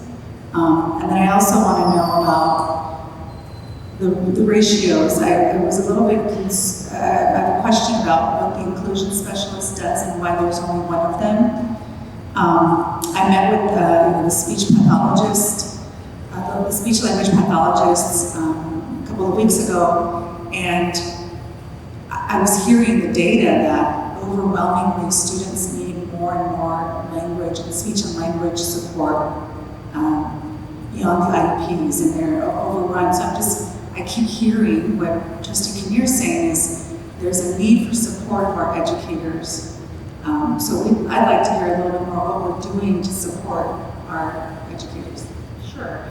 So there are a couple of buckets that I've heard described here. Mr. Kinnear is asking about students before they've been identified for special education, and I think you may be asking about students after they have qualified and are a student who has an IEP. So in the bucket that Mr. Kinnear is talking about for that student group, as Mrs. Foster mentioned, one of the supports that we have under our Department of Wellness and Engagement is the Student Assistance Program. And those are, we have providers that provide counseling to students. They can provide direct support, as Mrs. Foster mentioned, that might be serving in the capacity of one-to-one assistance for that student for a period of time. And it's really as part of our interventions. That program is not designed to go on forever and ever and ever. If a student needs support for a longer periods of time than a cycle or two of interventions, then that may be when a team considers referral to special education to determine if there are any additional needs. In the case that you're talking about, Dr. Hernandez-Alexander, those are really decisions that are made by the IEP team. So as Mr. Walker said, one of the requirements under the IDEA is that we consider the least restrictive interventions that are required in order for the student to benefit from their education, but that doesn't mean we stop there. That means the team continues to meet, review what the student's needs are. It may be additional assessments in the area of behavior. It may be the development of behavioral goals. It may be the recommendation that a student have a one-to-one aid for a portion or the duration of the school day to help support those behavioral interventions that a student needs.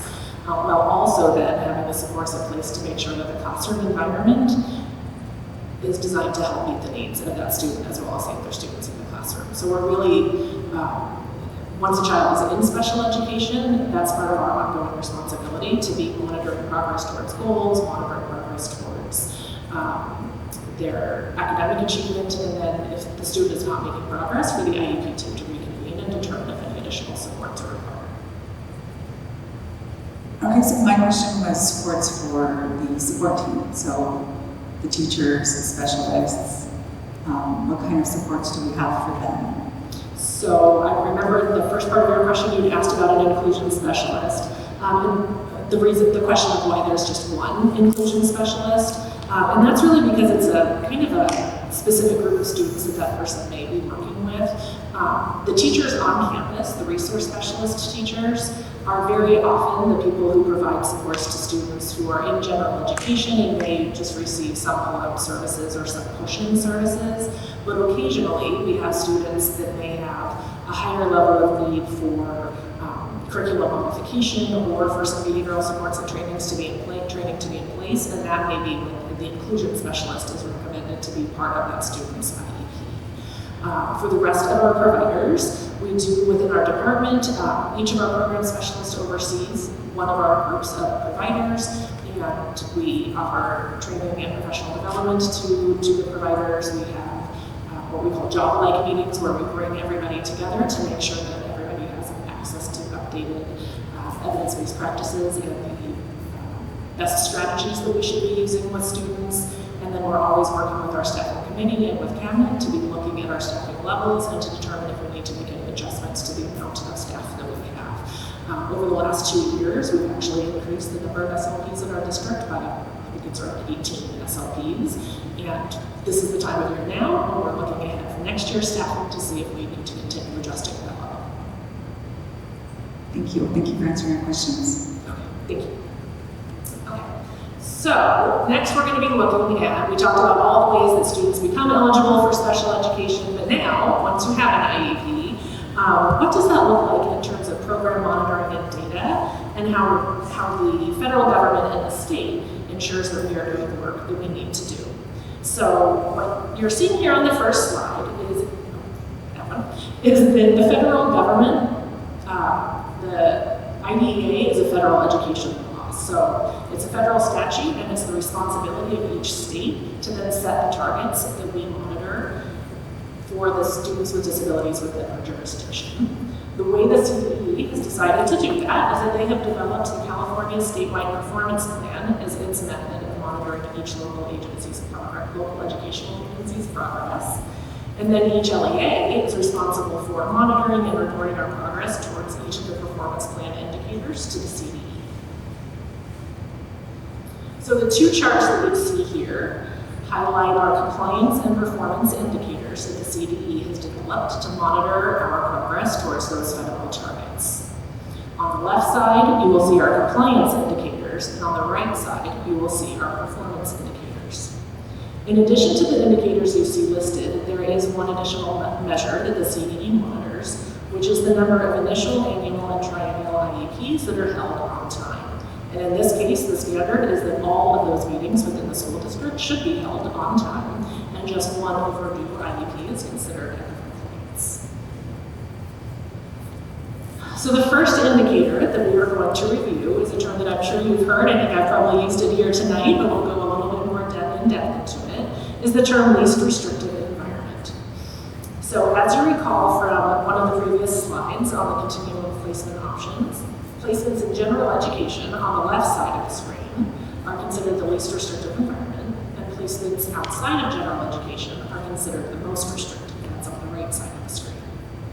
So thinking about that continuum of placement options, a student who is spending 100% of the time in general education, maybe a student that just receives push-in or consultative services but is not pulled out at all to a separate environment to receive any of those special education services. The right side of the chart reflects a student who spends 0% of their day in general education. And an example of this placement would be the students that we discussed that may be attending a non-public school or a residential treatment center. So the statewide performance plan indicators 5A and 5B are both related to least restrictive environment. Indicator 5A measures the percent of students who participate in general education for 80% or more of their day, and indicator 5B measures our students who participate in general education for less than 40% of their day. So this chart is giving a visual to some of the work that we've been doing in a multi-year plan in Riverside Unified to increase the percent of students who participate in a general education learning environment for more than 80% of their day, and to decrease the percent of students who participate in general education for less than 40% of their day. As you can see on the left side of the graph, in 2015, the percent of students who were participating in general education for 80% of their day or more was 35%, and the percent of students participating in general education for less than 40% of their day was 37%. For these indicators, the goal is to have a higher number for the percent of students who are participating 80% or more of their day in general education, and to have a lower number for the percent of students who participate in general education for less than 40% of their day.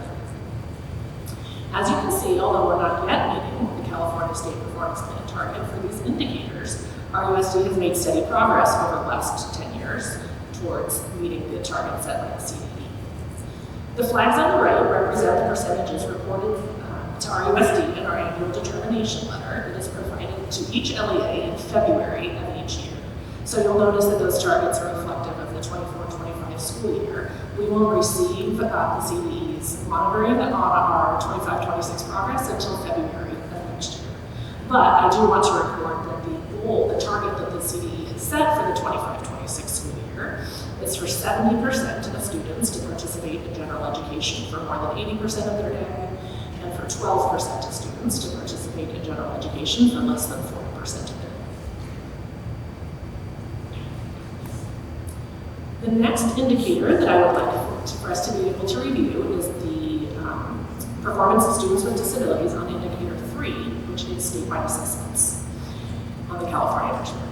When reading this meter, red represents the lowest performance and blue represents the highest performance. In 2025, students with disabilities scored in the orange performance band in both English language arts and math. The performance of students with disabilities increased by 9.4 points in English language arts and by 3.4 points in math. This next slide helps us to visualize how students with disabilities in RUSD are performing on the English language arts statewide assessment compared to other districts in the region. The left side of this graph shows the distance from standard for students with disabilities in English language arts, and the right side shows how many points of improvement students made in each school district. In the area of English language arts, students with disabilities in Riverside Unified are performing in the top third of districts in our region when comparing the distance from standard among all districts. The next slide shows RUSD's math statewide assessment results compared to other school districts in the region. Similarly to language arts, in the area of math, students with disabilities in Riverside Unified are also performing in the top third of the districts in our region. And although the performance of students with disabilities has improved in both ELA and math, we can see that the math growth for RUSD and the rest of the region continues to be a significant area of need. This is a focus area for both the special education department and curriculum and instruction, and we are working collaboratively to close that gap. Next, I would like to review the graduation rate for students with disabilities in Riverside Unified. I'm pleased to share that for this indicator, students with disabilities are in the green band. In 2025, 85.3% of students with disabilities graduated with a high school diploma, and this represents a 1.5% increase from the previous year. This slide helps to visualize the graduation rate of students with disabilities in RUSD compared with other districts in the region. The percentage inside the bar indicates the percent of students with disabilities who graduated with a high school diploma, and the percent on top indicates the increase or decrease in that percentage from the previous year. The percentage of students with disabilities who graduated in RUSD also falls in the top third of districts in our region when compared with all districts listed. So finally, I would like to conclude this presentation with the protective factors in our Board of Education resolution on person-first language. On the right side of the slide, you'll see an image from the board resolution adopted in August 2015. In our schools, language isn't just about grammar, it's about culture.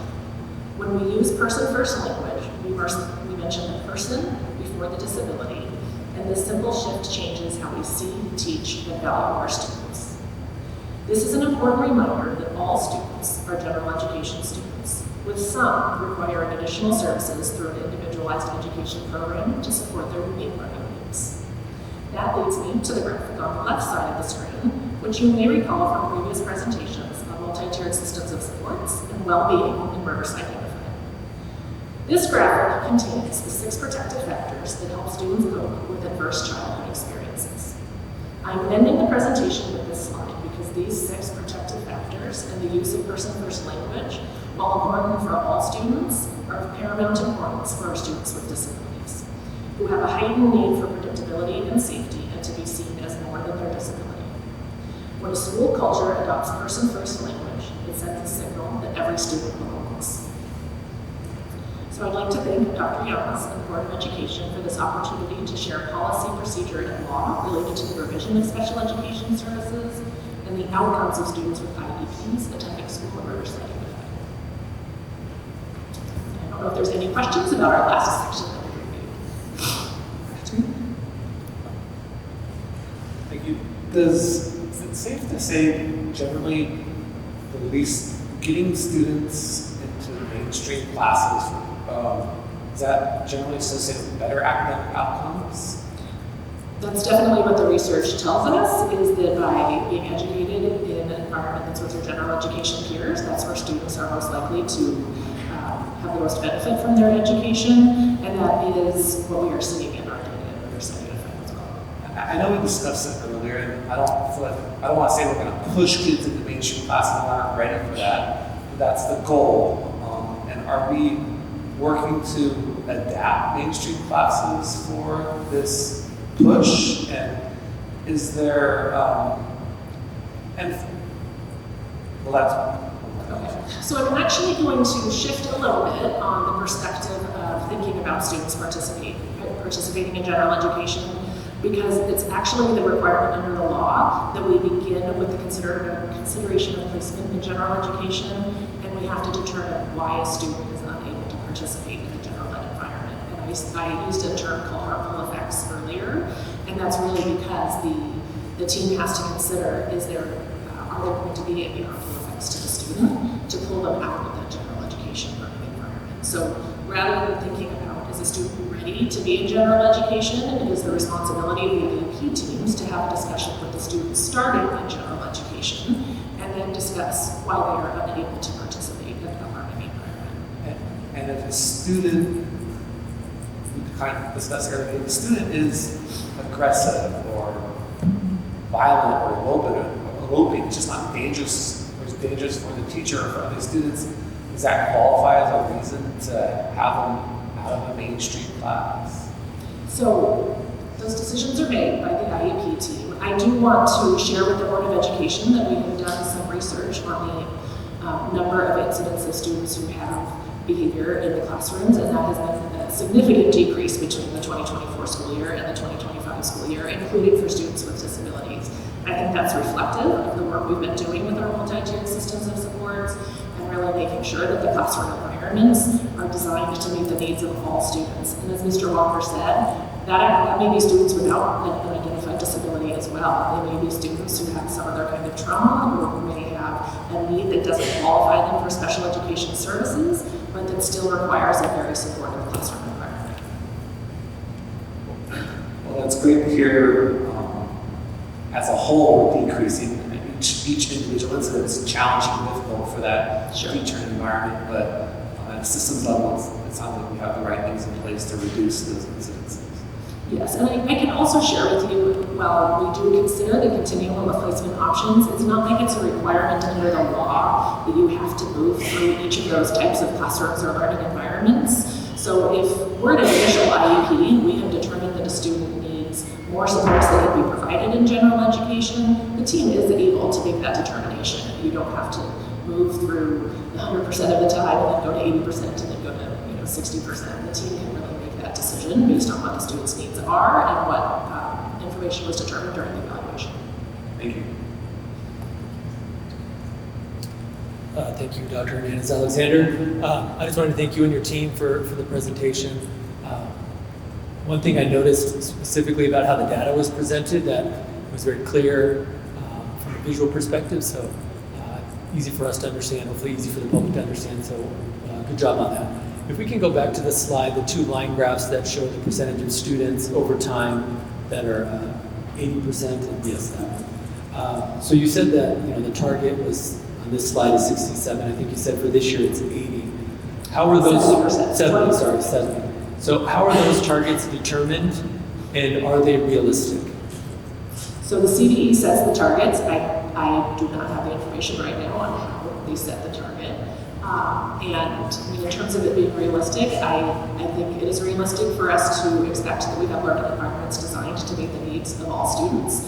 And it's up to us as the special education department, working with curriculum and instruction in all of our district, to make sure that if there's any additional types of models that we may not be implementing that would help us achieve, that would help us achieve that target, then we also have an obligation to consider that. Good answer. But I'm just thinking about like in reality and in practice. So obviously we've made progress, which is impressive. Every year we've We've increased the number of students that are spending more time in general education classes. But over almost a 10-year period, we've increased 14%, and we have 20% to go to catch up to this year's target.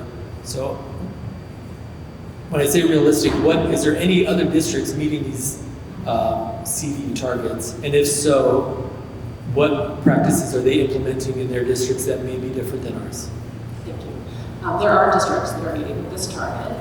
In some cases, they might have a model that's called co-teaching or pushing instruction. So it might mean that a general education teacher and a special education teacher are both working in the classroom at the same time, so that it's particularly in high school when we're talking about a math content expert who has a credential in that area is able to teach the content, and the special education teacher is able to provide the specialized academic instruction.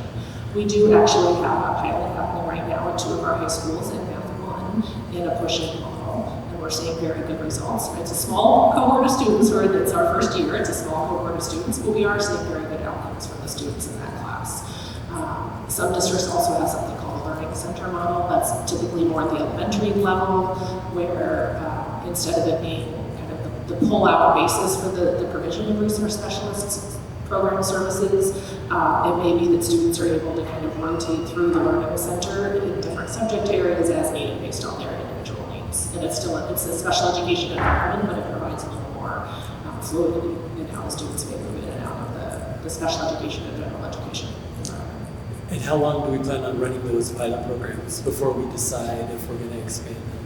So we are working, I see Jamie getting it, but we are, specifically the classroom in high school, the Math 1 class. So it's our first year here. We're going to be doing the second year next year while we're evaluating the data on the progress and outcomes. And then while you're, sorry, one quick thing, Dr. Fuller. So additionally, does that model, should we implement it, and you'll get more information, does that require additional resources, cost-wise, people-wise? The reason why I'm asking is because the next thing we're talking about is strategic plan, so we've got to start planning for those things. Yes, so one of the reasons we started with math is because of students with IEPs and what we're seeing on district assessments as well overall. And actually, from what we got feedback from special education math teachers, so as you got higher and higher with math, it became a little bit more difficult for the special education specialist to teach the math. And so that was an area to start where we had willing special education teachers and willing math teachers to collaborate so they could, it's volunteer right now for them to be able to do that. So we do take them and they collaborate, they get some resources, they get some pull-out time, so this is where a cost would come in. We do give them X number of hours or a certain amount of time that they can collaborate and work together. So that when they're in the classroom, they are both the teachers. Our special education teacher can help design some of the curriculum, can help recognize and work with groups. So they work with all students. So even the special education teacher, they're not just working with students with IEPs.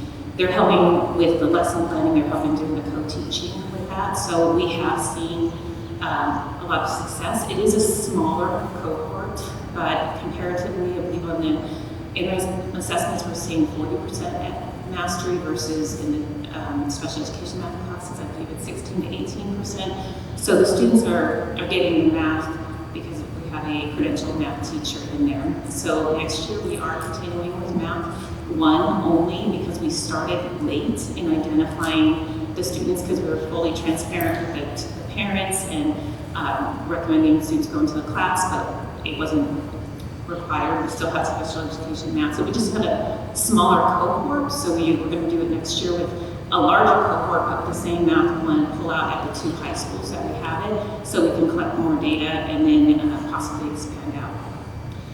It is not an initial cost on staffing right now because the students, the sites have staffing for the students. As you expand, and that means you have more special education teachers working in general education classes with the students there, it eventually will have an additional cost. It's not a significant cost right now, but as you scale out, you would have an FTE cost. Yeah, I'd be interested in knowing what that cost would be if it was expanded out. I think just my last comment on that, and I have one more question, is I'm proud of the work that you all are doing. I don't want to diminish anything because it's good work and we're headed in the right direction. But it seems to me that we'll have to do things a lot differently to be able to get a change from, a couple percent a year to 10, 15%, right? So I'm excited to hear more about how this Math 1 is working, and I'm guessing there's something similar for English and writing as well. So I'd be interested in opportunities to pilot those programs as well, and maybe looking at what districts that already have these in place, if it's working, talking with them to see how we can hopefully make a steeper learning curve so we can get there quicker. And then my other question is, last question, maybe this is a bad comparison, but as we're trying to work on our progress with our English learners, I know we're doing a lot of work with our teachers to give them more support so that students don't need to be pulled out for language development, and kind of having that model that every teacher is an English learner teacher, right?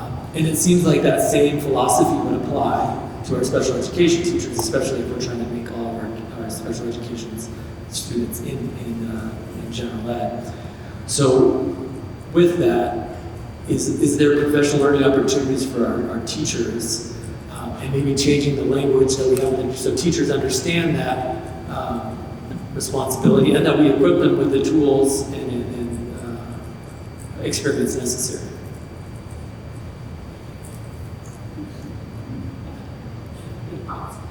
So yes, we are absolutely providing support to teachers through our multi-tiered systems of support, and this year shifting a little bit to instructional priority days. In all of those trainings, we have embedded how to support multilingual learners as well as our students with disabilities. So we're looking at how to plan a lesson, a grade level, standards-based lesson, is looking then at how do I design that lesson with my students' needs in mind first, knowing all of the things and working with our inclusive practices specialists, our multi-tiered systems of support liaisons, and our coaches, multilingual coaches as well as math coaches, in understanding how students' various accommodations need to be built into the instruction during that lesson in general education and special education, so that they're designing that in mind. It's called universally designing from the beginning versus retrofitting lessons later to support students. We get a lot more bang for our buck in that, and return on investment, and we're seeing that. In addition, any of our trainings for our teachers in any content area and a grade level, whether you're a special education teacher or general education teacher, they are all included in that. For instance, we just did 2 days with our TK teachers and our teachers that teach extensive support needs classes that maybe only have one student in TK. They were included in that training, which was absolutely applicable to all of their students in the classes. And we're seeing very good gains for our earliest learners, preschool and TK, from that model. We focused there first because we knew from the concerns that were brought up earlier about language development and social emotional and approaches to learning and behavior that we needed to address that from the get-go. And Dr. Tweed has actually been on a visit with our team and seeing TK students are just talking like never before. The language that's being utilized, the numeracy and literacy that they are doing is amazing, so that we can get ahead of students then needing such intensive supports in a special education environment. So those models and examples are all the way from preschool through to 12th grade in all content areas. Perfect. Thank you. Thanks again.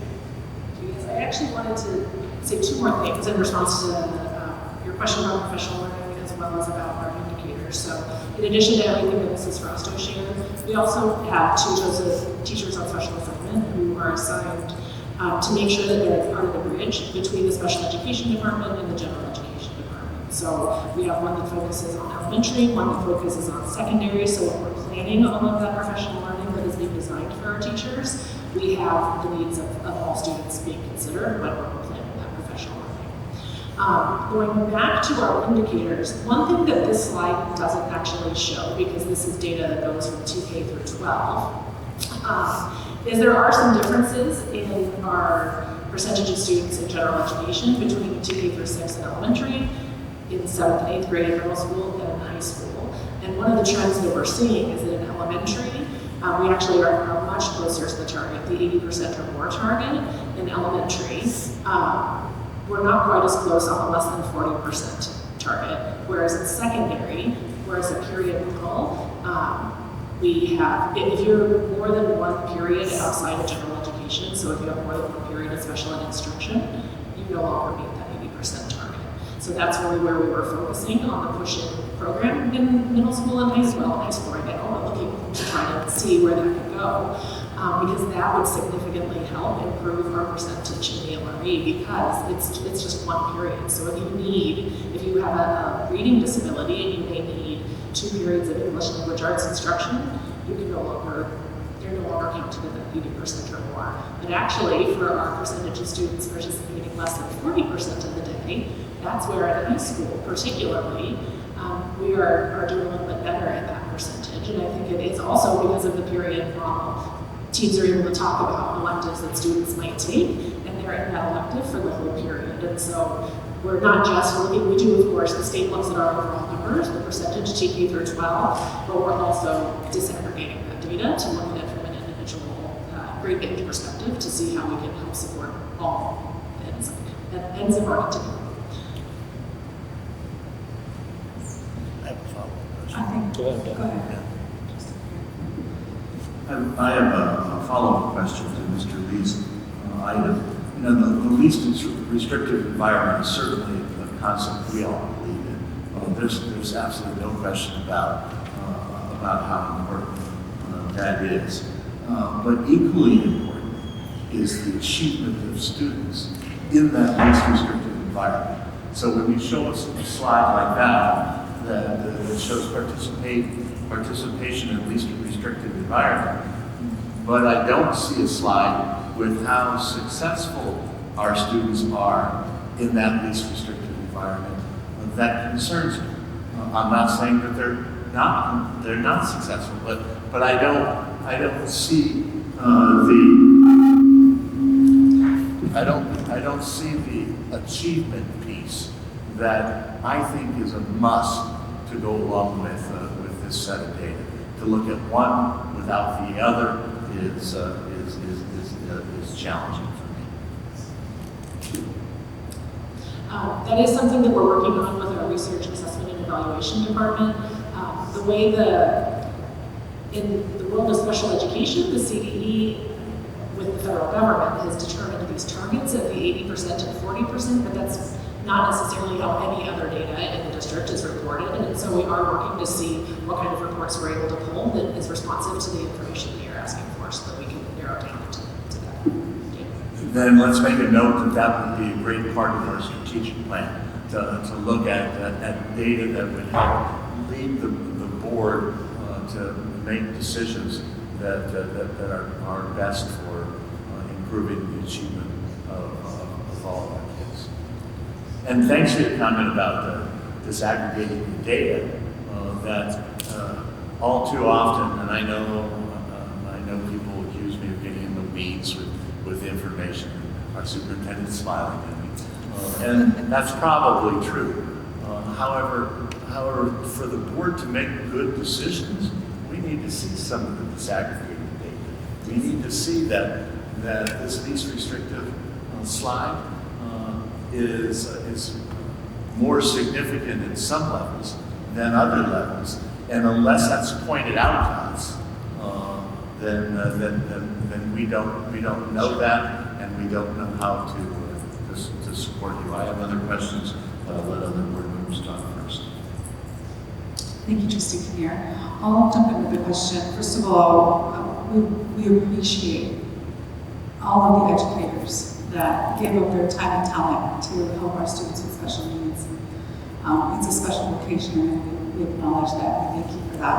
And thank you for making sense of all that you do in the classroom in data. I appreciate that you're piloting a new way to support our students in math.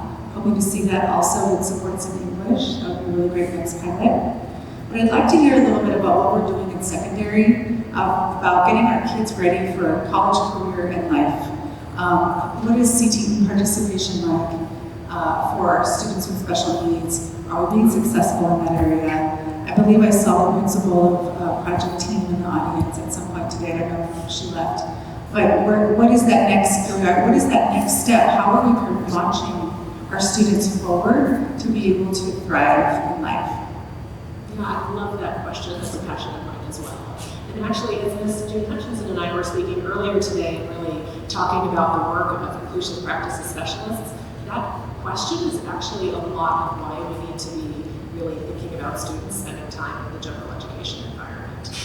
Because it is our job to prepare students for life after school. And if a student has spent the entirety of their school career in a self-contained environment, for some students that may prepare them for exactly what they need after school, but for other students that may not have given them the real world experience that they need to be able to be successful in their post-school opportunities. I don't have the data at the moment on our participation in CTE. I'm not sure if Dr. I don't have the CTE participation yet. I'm sure I can grab that for you, but I did want to mention that our students with disabilities in our A through G rate, I believe this past year was 21%, which is the highest it's ever been.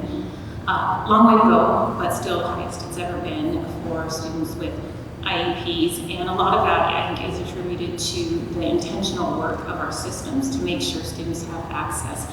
We've redesigned our math pathway. We've looked at the 3 years of science and creating physics as a third year for that A through G portion. So we've done a lot of systemic type of alignment for our students with IEPs to then make it attainable to increase their A through G. And we'll definitely get the numbers on CTE on how many students have participated.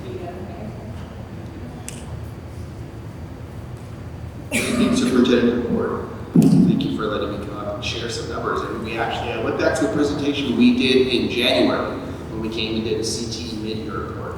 And one of the areas in which the team has been providing specific support and collaboration is getting multilingual students more involved in CTE and getting students who have IEPs more involved in CTE. Those are collaborations that we've been doing for the past three plus years. And so we've been tracking that data. And for our students with disabilities in high school, we actually have almost 34% of students involved in a CTE course. 34% students who are on IEPs in high school, they've taken a CTE course this year or through their career. So that's exciting numbers. We continue to look to boost that because we want every student to be career ready, period, right? That's our motto and that's our mantra for there. When we look at multilingual students, I know we're not speaking about multilingual students in particular, but the number is just as impressive. It's almost 32% of multilingual students who are involved in a CTE course. That is relevant for both of those student populations for a number of reasons, but primarily the level of rigor within our CTE programs are very high. So in years past, the expectation was artificially low, that our students who are on IEPs or our students who speak a language other than English couldn't have access to that. Well, we've taken that as a challenge to change our system to make sure that our students have access, to make sure that they have just as many opportunities as every other student at school. Thank you, Dr. Sosa. I know Dr. Her name is Alexander. You also referenced our students in Project Team. So just as a short description of what our program is at Project Team, students are eligible to remain in school either until they earn a high school diploma or until they reach the age of 22. And so our students who may have more extensive support needs and we're working towards a certificate of completion graduation pathway are eligible to remain in school until they're age 22. And at Project Team is where they're really working on those job skills development, life skills development, and being able to really be prepared for work outside of school and for independent daily living. I'm putting this person on the spot a little bit. Would you like to give me a couple of seconds about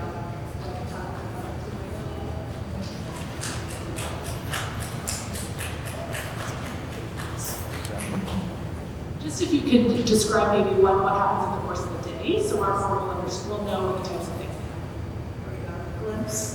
A glimpse of a day for our students in our adult transition program. They start off, they receive their breakfast. They're a part of preparing, taking out our meals that are delivered for nutrition services. They play an active role in getting that set up for their peers. They're being coached on preparing tables, setting chairs. Then they would transition to academics. We have a curriculum, Teach Town, and they will receive academic, functional, vocational learning that happens not only in the classroom, but majority of their day is outside in the community. We have partnerships with different affiliations. They also visit some of our comprehensive school sites. They volunteer. They may have clerical work. They may also go to different restaurants, work on budgets, preparing meals. We have a kitchen. I mean, there are so many things that they do every day. They work on social emotional education as well. They have coaching on site for positive peer relationships, safety, adhering to safe community outings. And so I can go on and on. And I would love an opportunity to present more information to the board in the future. You can follow us on Instagram. That's my plug. You can just see more. Thank you, Ms. Garcia. We did not talk about that at all in advance, so I appreciate you just jumping up here on the spot. Two additional highlights that I want to be able to mention regarding the project team. We have really a highlight in our region, which is our CBS Learning Lab. We were the first in our region to have this, and it was set up, almost, I think, 10 to 12 years ago now, as a partnership with CBS. That the store looks like a store, a CBS store, and it gives students opportunities to practice, not just students from Project Team, but students from around our district who also come to our learning lab to be able to practice the job skills that they need. And we have like low cash registers and money, and they're able to practice going through what a day in the life of a job at CBS might look like. And you also may have had the opportunity to have buy coffee or to engage with our students with PT Cafe, where we have a mobile coffee cart where students are working on those job skills. And they're doing it. They're doing all of the work to make the coffee, to do the financial transaction, to take your card and to take your money and pay for your coffee, so that they're able to be set up to have whatever kind of job they would like when they're done with Project Team. Thank you. Any other questions from board comments? Thanks, I appreciate that, and I appreciate your attention to the achievement data that you provided. I had a lot of questions about this presentation, and it's very, very clear that you and your staff spent significant time on pulling that together. I hope we can do that on a regular, ongoing basis. I'm not sure that using interim assessment results, using the state assessment results are the best way for us to measure the success of our kids with special needs. I don't know what the best way is, but I'd be interested in the input that you and teachers might provide us with in regard to answering that question. What should the board be looking at? If the board should be looking at interim achievement, interim assessment achievement results, when I look at special needs students, it doesn't really fit the mold. I don't think. things. So I'd like to hear more about that as we proceed. So thanks to you and your staff. I'm shocked by the number of one-on-one teacher aides. I was a special ed teacher before you were born, and when I was a special ed teacher, one-on-one aides weren't anything that we provided. Well, there's always been some. Maybe when a student needed was deaf and needed somebody to translate for it. We always had that, but not the kind of numbers that we see in our district. It's very, very expensive to be able to do that, and to make sure that they receive proper training is also very, very expensive. I'm wondering how one-on-one aids balances with the concept that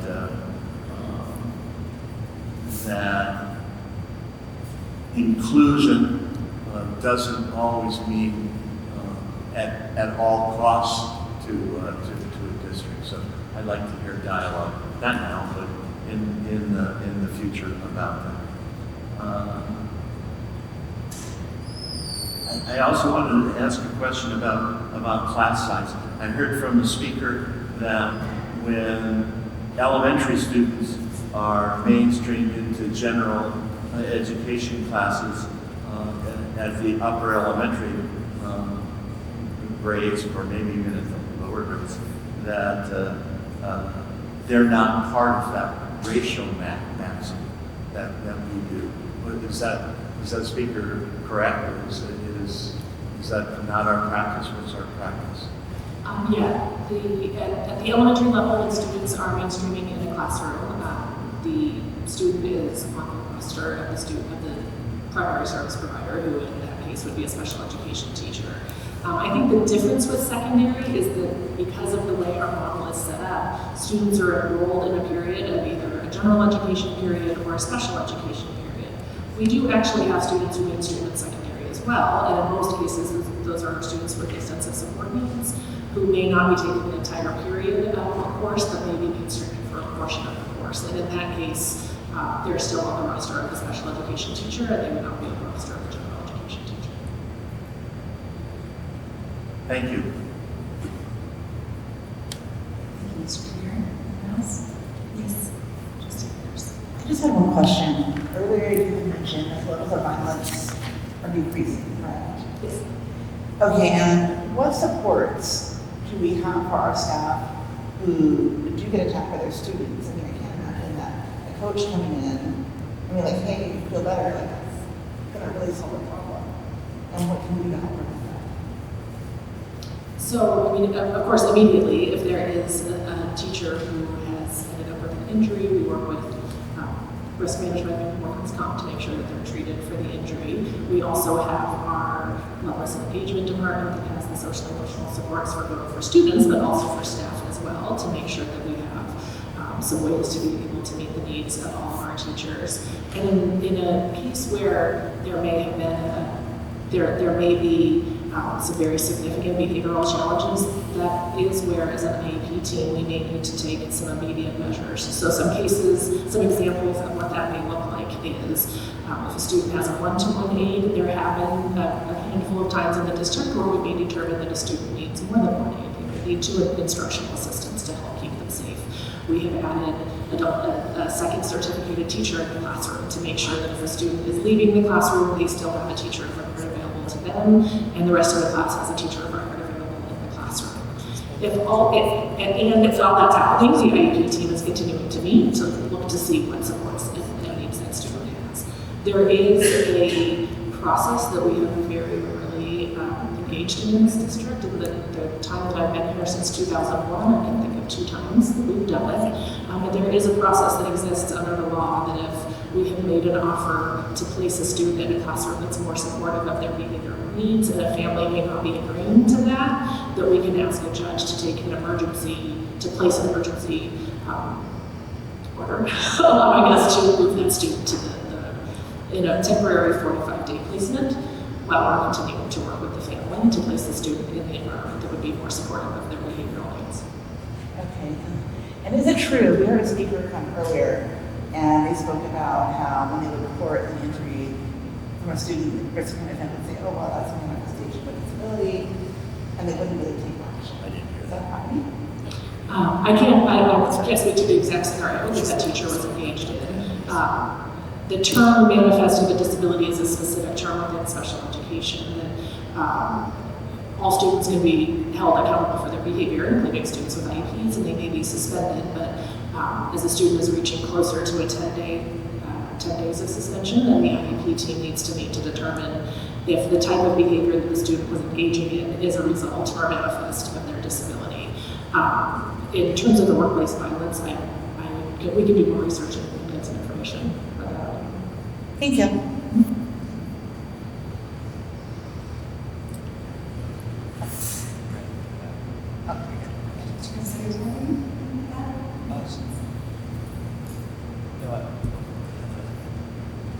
No, I have no questions. I did just want to say I appreciate the presentation. What Mr. Lee asked answers my questions about. I really like how you talked about implementing math teachers collaborating with special needs teachers. I really do like that. I think when teachers are able to work together, it really does make the team a lot better. One thing that isn't really a question, but did just kind of, I guess, catch my eye, was the fact that, and Mr. Kinnear had also kind of brought it up, when we're looking at like the state, where the colors that the wheel, ELA and math are a little bit on the lower end, but our graduation rate is a little bit on the higher end. Now I know it's probably including everyone from K to 12, but I do just want to, just make sure that students are getting the education they need, not just, That's a great point. I know you didn't ask a question, but I am going to make one comment about that actually, which is the statewide assessments measure all students who take a statewide test in grades 3 through 8 and 11, and that includes all students with IEP. So it includes both students who are working towards a high school diploma, and if we think about those continual placement options, it includes students in mild, moderate, or resource specialist programs working towards Common Core, the core curriculum, and it also includes our students with extensive support needs who are taking what's called the California Alternate Assessment, or the CAA, who are working towards alternate standards. Thank you. Thank you for explaining that. And if we don't have any more questions, this concludes our presentation. I want to thank you for your presentation. I was going to ask Dr. Roberts if you could please introduce the members of the team that are here from special ed, just so that the board recognizes our team.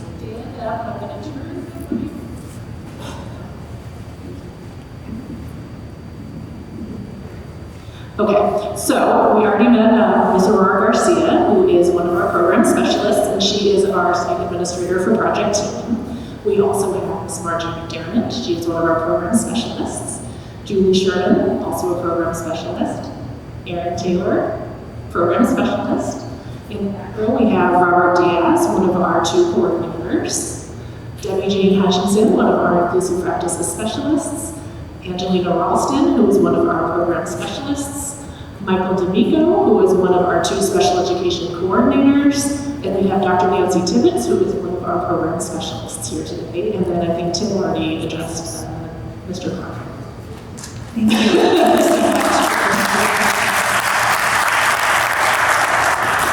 My predecessor as a director used to refer to our department as the best team ever, and I hold the same thought. We really do have the best team. We have a very, very dedicated team of individuals who are very knowledgeable and who put their heart into their work. Thank you. Thank you very much. And thank you so much to Dr. Rulo, Salsa, Dr. Fausto for all that, and Deputy Superintendent for all for the presentation. I think at this time we're due for a break. How about a 15-minute break? So we okay with that? Okay, we will reconvene in 15 minutes. Thank you.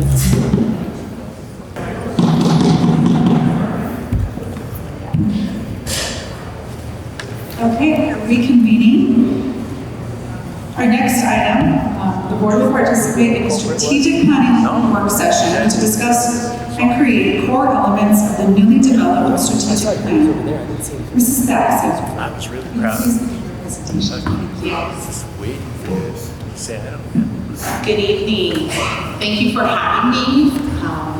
Good to see you, Board President, Dr. Hernandez Alexander, Superintendent, Dr. Llamas, esteemed Board of Education. I'm Nishan Paxton, and I am the Chief of Staff here in Riverside Unified School District. And tonight I am so excited to introduce a partner that we're working with to help guide our strategic planning work and our touch points, not only with yourselves, but with our community, with our staff, with our teachers, and even our students.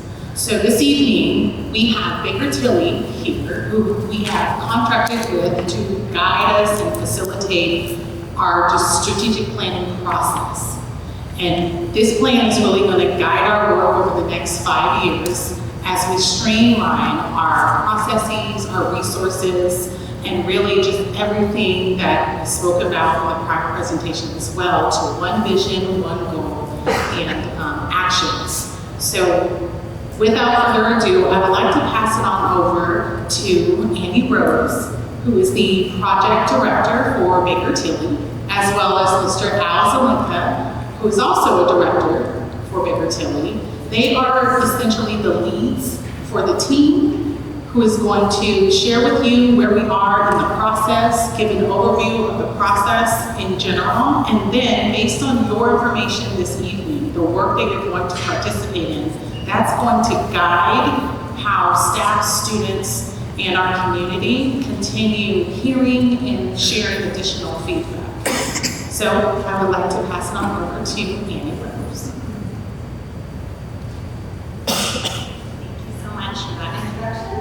And really wonderful to see you all here this evening. Thank you for your time. Thank you for your participation in this strategic planning session. We are really looking forward to getting through some of the work that we have lined up for you tonight. So with that, I do want to say a very large thank you and start us off by saying we have a fantastic team of RUSD folks who have been really actively supporting this plan. We want to thank everybody on this list. It's been so great, the partnerships to this point in time. This type of work requires a lot of coordination because we're trying to talk with a lot of different stakeholder groups, both within the district's employee base, as well as your community partners, as well as your students and families, and that takes a lot of effort. So we really appreciate everyone who is supporting this process. In terms of the Baker Tilly team, we are here as your facilitators. So you are the experts in your community. You are the experts in your district, as are the employees, the teachers, the students, the families. You all hold the information that is going to make this a really fantastic strategic plan.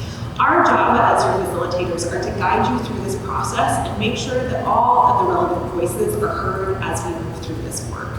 So in terms of our project team, we have myself, Annie Rose. I'm joined by my colleague here tonight, Al. There's also a couple other faces that you may be interacting with throughout this work, including Jesse Lenhart, Ashley, and Deshay, who are providing additional facilitation and analysis support for this team.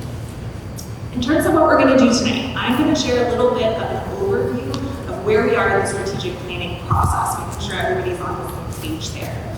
Then we're going to start diving in and getting feedback on the motto, mission, and values, the current motto, mission, and values of the district that were created as part of previous strategic planning efforts.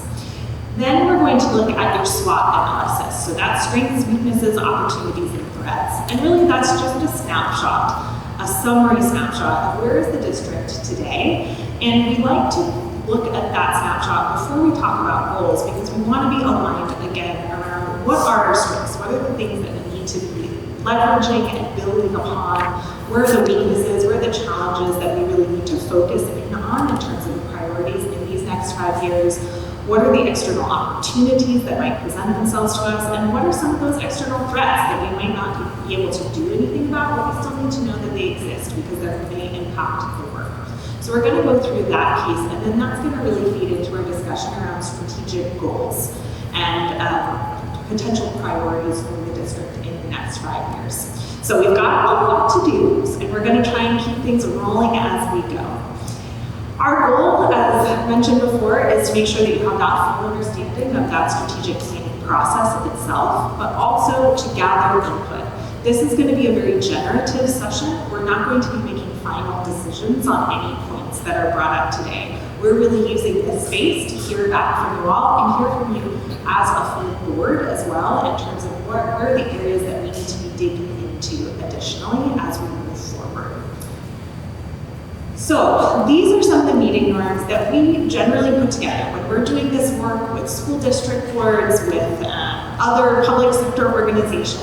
This is the list of meeting norms that we like to bring forward, and I would absolutely invite you to respond to this, see if there's anything you want to shift or change about this list. But these are some of the ways that we're hoping you'll be able to engage in this work tonight. And one of the things that I want to highlight on here is being okay with not resolving everything.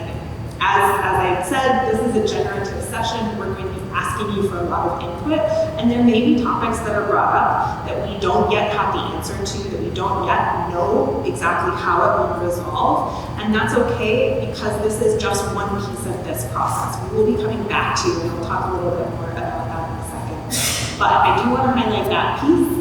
And then the last thing that I wanted to highlight here too is being curious. One of the most critical things that we can have from you all in this work is an understanding of where do you have questions? What's coming up for you? What is engaging you? What's kind of making your brain spark? So we definitely encourage that type of feedback as we go through.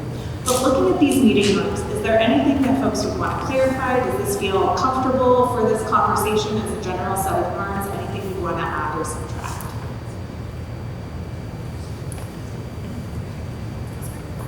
Feeling good? Okay, got some thumbs up. All right, so the strategic planning overview.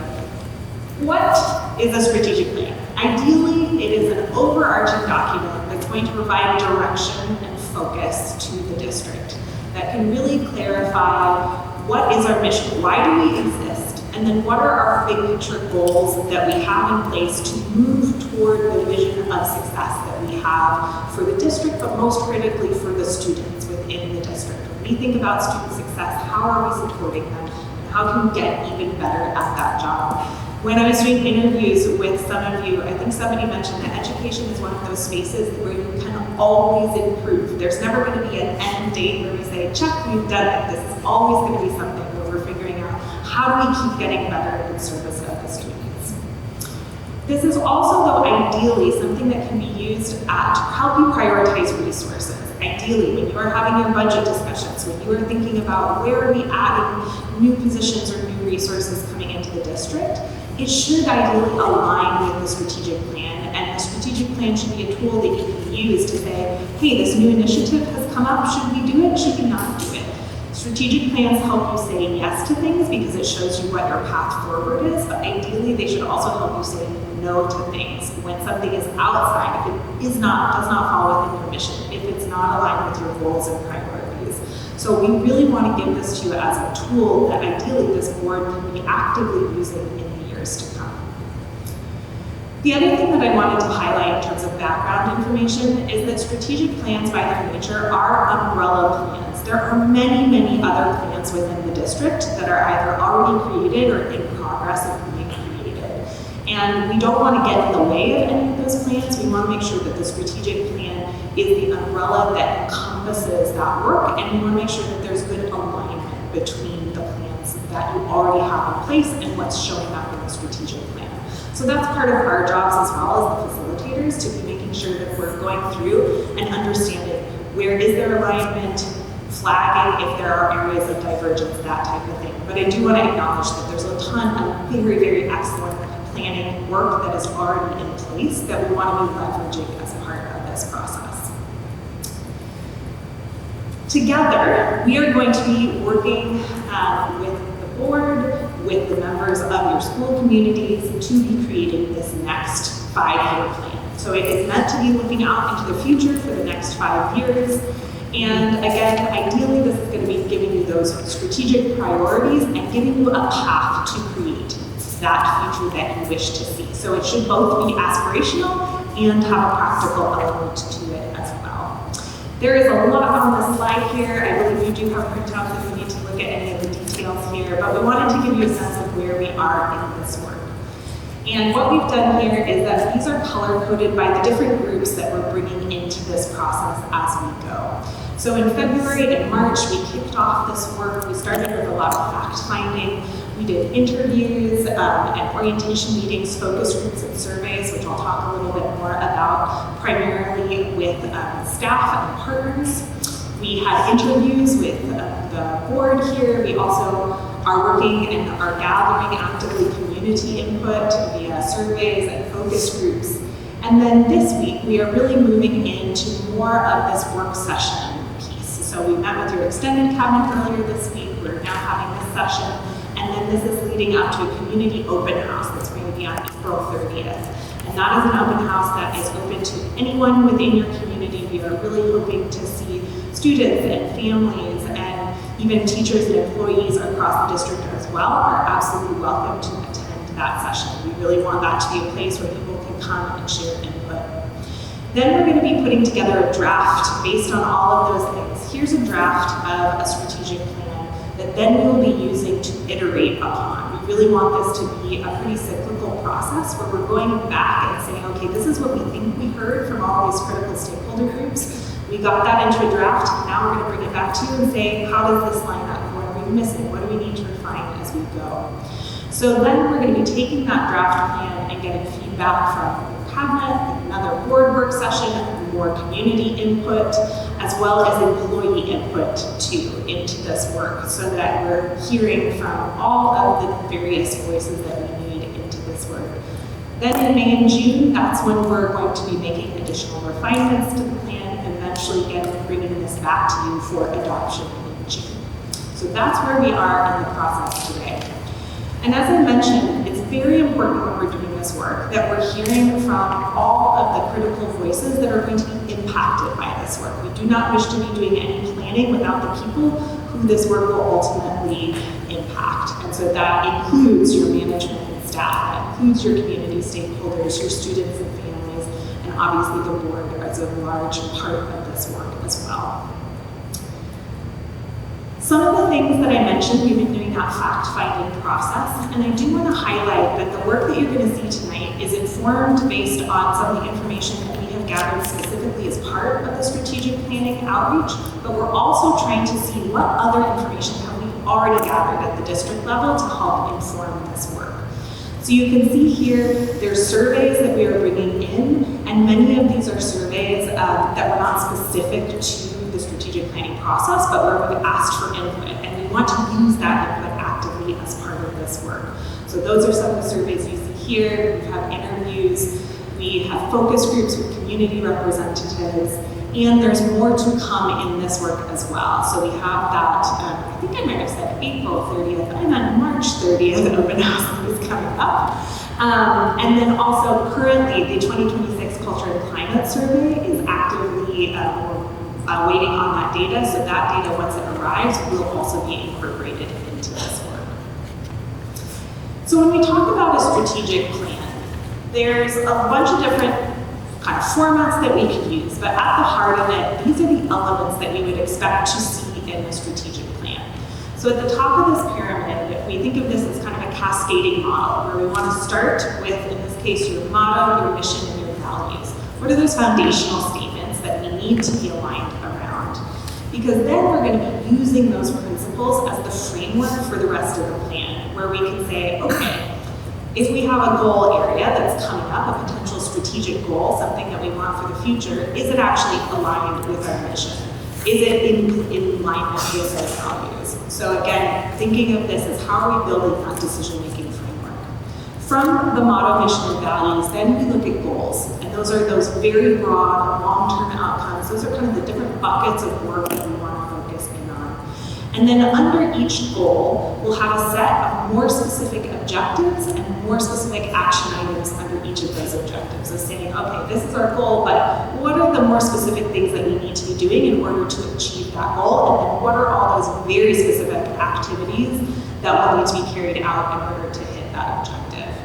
And we, in terms of the board's engagement versus your management team's engagement or your staff engagement, we typically think of it as we need really, really strong board input and guidance on the motto, the mission, mission, the values, the strategic goals, and the objectives. We really want to have you at that strategy level of saying, what's the vision, where are we going, where are we headed? And then as we get more into the implementation elements of this plan, that's when we're really relying on the expertise of your staff to think about, okay, you're setting the what, but your staff are going to be setting the how. How can we actually accomplish some of these things? And so this is a joint partnership that has to happen here as we create these elements. The other thing that you'll see on here is performance measures. So I think this even came up in the last conversation. What does success look like? How do we know if we're being successful? How do we know if we're making progress toward these goals? And so that's another very important part of this planning process is identifying for each goal area, what will those high-level performance indicators be, so that you as a board in particular can be tracking progress and tracking how well are we doing in terms of actually implementing and sticking to this plan. The other thing that I wanted to touch on, and we've already been talking about it a bit, is that partnership between the board and your management team, and to a certain degree, the employees across your entire district. And the most critical piece of this table that I have here, I think, is really that the board ultimately decides what. You're deciding on the strategy, we're deciding on that big picture vision of the future. And when it comes to the employees and the management team and your cabinet, they are really weighing in on how can we actually accomplish this work. And so I wanted to just highlight that in a different way, because I think it's a really important, again, reminder of sort of when we're going to be asking you for input and where it's going to be most critical that we're also hearing from the full community as part of this process. The other thing that I wanted to mention here is some of the roles and responsibilities that we think about between our team as your facilitators, between the board, management, employees, and then finally families, students, and community stakeholders. And ultimately, this is the board's plan. You will be adopting this plan. You need to be able to get behind this plan and say, yes, we believe in this, we want this work to move forward. And within that, it's incredibly important that we have consulted and we're bringing in information and expertise and suggestions from management and employees and families and students and the community. And so that's part of our job as well as your facilitators, is to bring that back to you so that you can be making some of those decisions as we move forward. All right, that was a lot of background information about this planning process, what we're aiming to do, where we're hoping to go. Do you have any questions about any of that before we start talking about the motto, mission, and values? Okay, we're good to go. Then I'm going to hand it over to my colleague Al here to talk through those foundational statements. Thanks, Sandy Rose, and good evening, board and superintendent. Al Zalika, here to begin that generative effort of your input and your ideas and things. So we're going to start at the top of that pyramid that Amy Rose showed with the motto, mission, and core values this evening to receive your feedback. And as you know, because you have these and have guided your great district for a long time, the motto really captures who you are, the spirit of who you are, and what you stand for, what you're aiming for. The mission defines your fundamental purpose, clarifying why you exist and who you serve. The values really articulate the principles and beliefs that guide the district's behaviors, the culture, the decision making. And those oftentimes could be very many, and ideally they're not so many, so that they have more meaning, maybe 3 to 5. But oftentimes, though, there's a desire to go have many. So what we're going to do, because this is that first, if you think about the top of a funnel, we're just at that very top where we need to hear from you and receive your ideas and thoughts on the motto, mission, and values. So to begin with, your motto right now is be extraordinary, which is a very wonderful aim. Your mission is RUSD provides engagement engaging, innovative, and equitable learning experiences for all students. You have 6 value statements focused on community, engagement, equity, excellence, innovation, and well-being, and a lot of description for each of those. Big picture, the question is, do we, you, the board, want to update those foundational statements? And if you were to make updates, what would those be? What is resonating about the current statements? And what is missing from the current statements? Those are some prompting questions for you. So we're really in an open discussion time right now on the mission, motto, and vision about what's resonating with you, what's missing, and if we were to make changes to those or update those, what would they be from your view as the leaders of this district? And again, as Ambrose said, we're just at the front end of getting the generative ideas, so any and all perspectives would be greatly appreciated. And I believe Ambrose is taking notes, and so am I. And this is being recorded, as I understand as well, so we'll have the transcript from this so that we can capture everything that is said. Yeah, it is definitely being recorded, and it will be uploaded to our YouTube page tomorrow morning. I like all of this. The thing that I think is missing is forward language, forward motion, something that signals motion, forward motion. I don't know what that is. I just, this is my first thought. Thank you.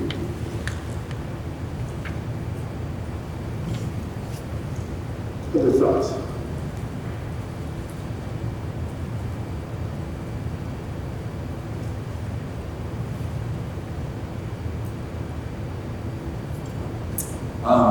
I actually agree with what Dr. Hernandez said about forward motion. I think that kind of falls into innovation a little bit, but I mean, it could be a little bit maybe worded differently. One of the ones that I do like the most would just be community, because as Annie Rose stated, like the community, students, families are the ones who are being affected by anything that's going on within the board or with the strategic planning. So I definitely think just continuing that value of community and just making sure that that's kind of like one of the main values.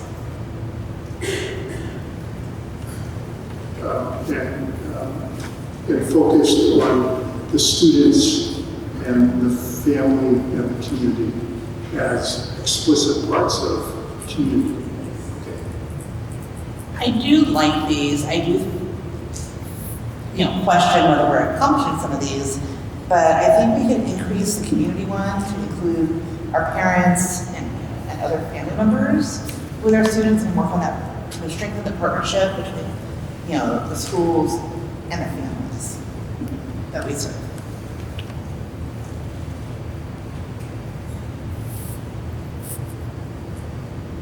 I like the word serve, service, serve.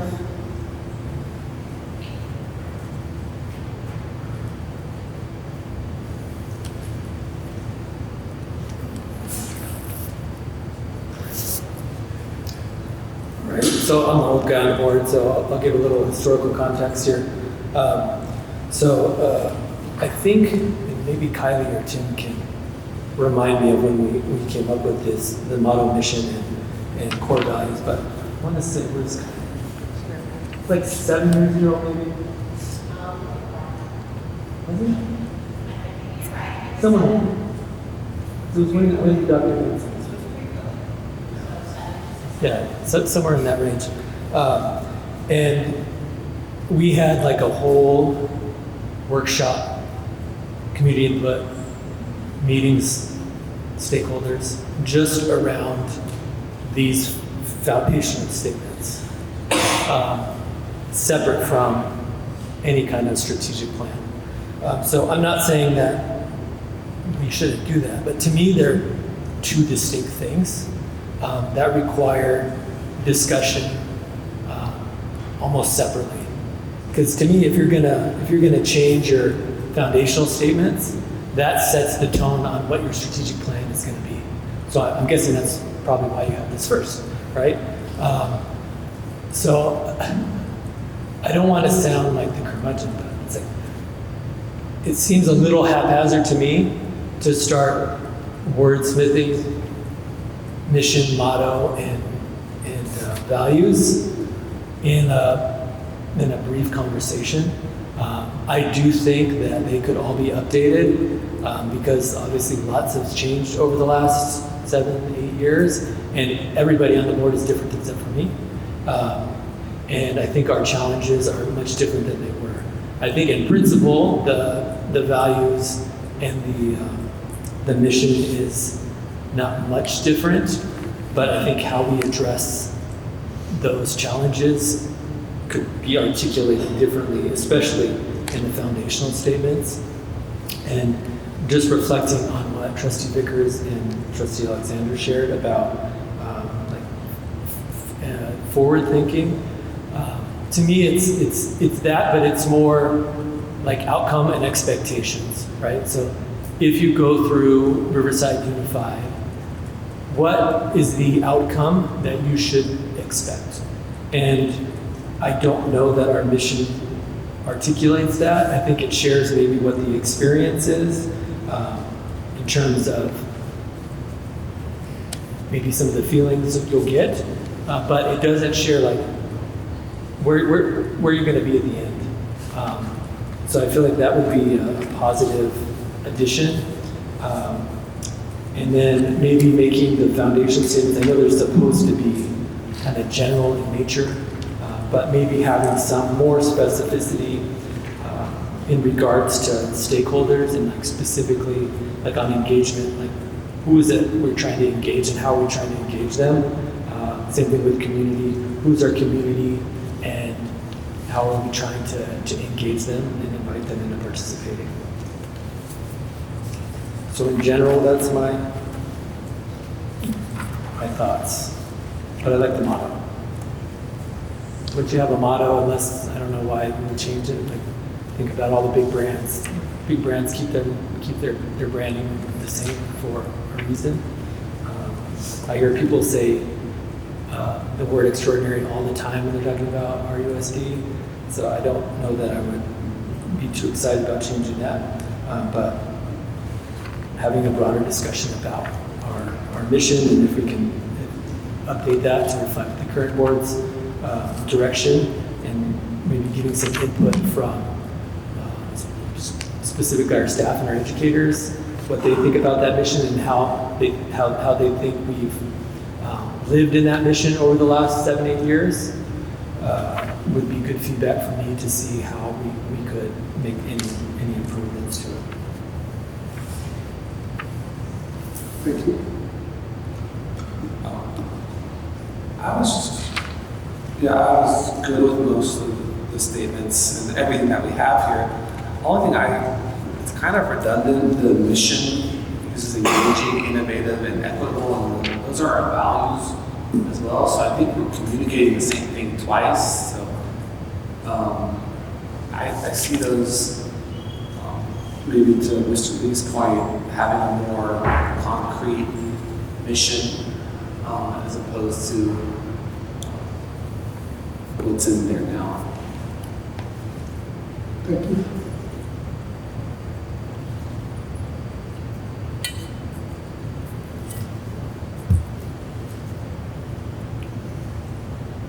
Any other comments? I'm comfortable with what is. I'm not one who wants to wordsmith anything. I like the extraordinary, and I think that the comments made by Amanda and Noemi about moving forward, I think they're appropriate, but I don't think you can be extraordinary without doing what you said. But I'm ready to go.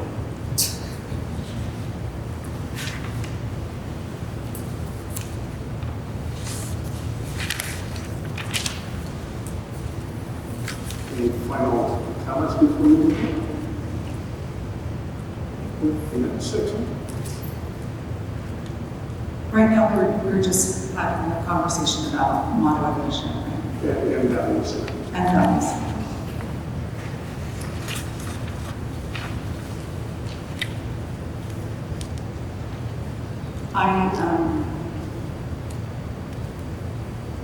I think that maybe, again, we shouldn't bring an umbrella to a brainstorm, right? We should stop ourselves.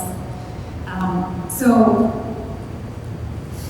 maybe it's a sign of the times, but I feel like a need, personally, to inject values, or say values, to remind us of our collective values somehow, to remind us of, I think about PTA has this really great motto, Together We Thrive. I love that. I love the spirit of that. It's like, in order for anyone to be extraordinary, you can't be extraordinary alone. You don't just up and be extraordinary, right? It takes a community to be extraordinary. So it's just a thought. But then I also see your point, like, just do it. Nike's never going to change that. And we're going to change the type of Nikes we wear, but we won't stop saying just do it, right? Like, I get it. Like, keeping a motto is also very important. So I don't know if I would, or I don't know how I feel about changing the motto, but I see the point of not changing it. I think with the foundational statements and values, I think that will require some wordsmithing, and I think that, I don't know, colleagues, I think we're all are we to changing words now as far as foundational statements, or is that something that we want to get back to? Because it seems like it's late at night, or like, yeah. So we could do better in it with some additional time. If you don't mind, I'm going to make a personal plea for not doing any wordsmithing if we can, and just ideas for Just our throwing, teachers. okay. Yes. I love that. Okay. So no wordsmithing. Thoughts, feelings, senses you get when you think about RUSD, when you think about the work that everyone's doing, when you go into a classroom and you see students achieving, when you see, CTE classes, what do you see, feel, hear? Like, even if we're just throwing out words, I think it's useful for them to catch them. I feel pride. I feel that students have, when we have high expectations of them, they meet those high expectations, that they have high expectations of themselves when I see them doing their thing and being really engaged. I see innovation that is not necessarily always provided to them. I see innovation being created in real time through the students. I see a lot of, flipped classrooms where the engagement is happening, the conversation's happening, math has language and story, like there's a whole new level of what engagement looks and feels like nowadays. That may or may not be, that is being provided by the district, but it's also being generated by students. I don't know how to best say that. And the students in the room are running their heads. That's all I got right now. Anybody else? I wrote down a few, not wordsmithing, but just general ideas. I think something about like expectations and accountability, making sure that our students know that, and our educators, everybody know that we have high expectations for our students, and our job is to provide the environment and the supports for them to meet those expectations, but they got to do their part too. That's kind of the accountability piece. I think something on like the future, looking towards the future, like our job is to raise good humans, help families raise good humans in terms of supplying them with, reading, writing, math, science skills, social skills, interacting with their peers, asking questions, thinking critically, so that when they do leave high school, whether they go on to college or the military or a career, that they have at least those foundational skills necessary to build from. I think that would be important to add. And then also, which I think it's curious, maybe because it's not here, about safety, knowing that our job is to keep our kids safe, not just physically, but emotionally and mentally. So well-being is there, but maybe being more specific about the safety of our students and our employees.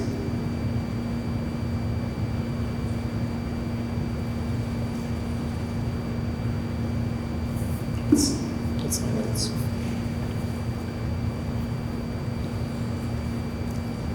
I really like the addition of safety. I think especially that would be a really good, and that will be kind of like a subset. I love innovation because that's what I think when I see, especially when on that CTE tour. Excellence, we see that regularly throughout, when we celebrate our students' wins.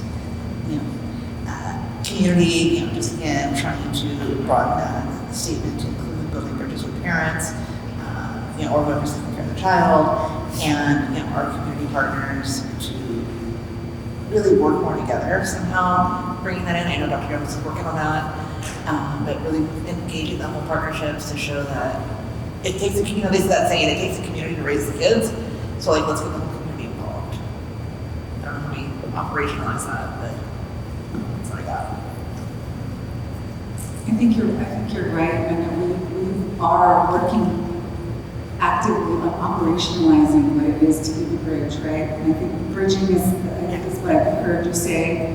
I think that we are doing the work of engaging our education partners so that students can go from, preschool all the way to high school, find a place to land after high school, working with our workforce partners, creating a pathway for our students to be successful in life.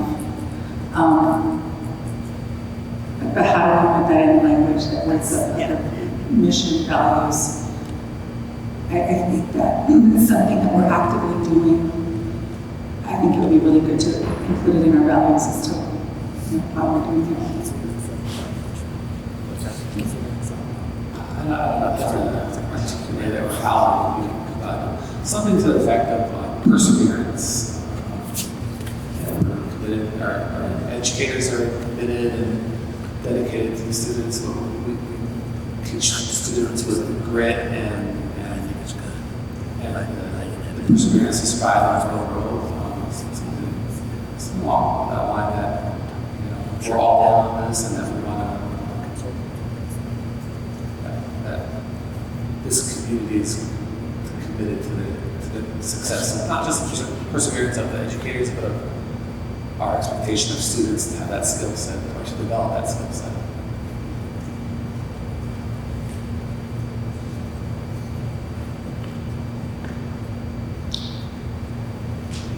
Wonderful. Meaningful. Any other thoughts as you've heard each other's sharing?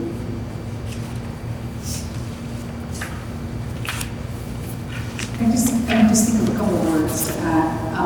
Integrity, trust, and transparency is really important to the community.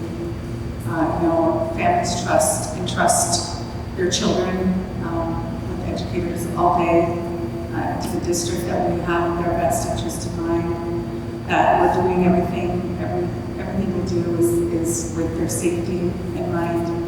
I would like to be able to articulate the commitment that the district has. Anyone who works on any campus to all the way up to the district, the commitment that we have to maintaining the trust of our families. Because we acknowledge how valuable our children are, and how precious they are, and how we're committed to keeping them safe and building them up. One last thought for me, then I'll be quiet. Because I'm looking over there at Trustee Capaceni. Something about student voice and the importance of having student voice in our decision-making process. And we have student board members, we have high school representatives that come to all of our meetings. They're engaged in our LCAP process. There's a superintendent's council, right, of students. So maybe highlighting the fact that we value student voice and incorporating it into our values somehow would be another addition.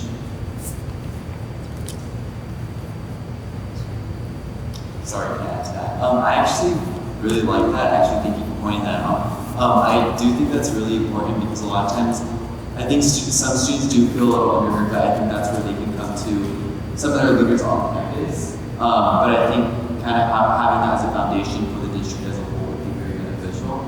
Another thing that I kind of just thought of, and I think a lot of times just the idea of like respect can sound very basic, but to me that's kind of like a big thing because when Dr. Alexander talked about like the feeling, right? Like what do we want students to feel? And me personally, when I talked to my colleague Jessica as well, we've always like felt that like when we go to our high school, we feel comfortable, we feel like it's a home, and that's really what I do want other students to feel because when I feel respected by my peers and what I'm involved in, I do feel comfortable, I do feel at home. So I think that just all does root from like the idea of respect though, because I feel respected and I feel like I am a part of something that people have accepted me and want me to be.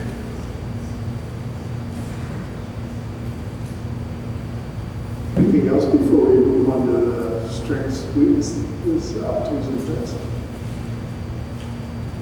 Wonderful, rich perspectives and insights that I can see how that will be molding together to reshape and add value to your foundational statements for sure, and be forward facing and very relevant to the time now and future. Thank you. Okay.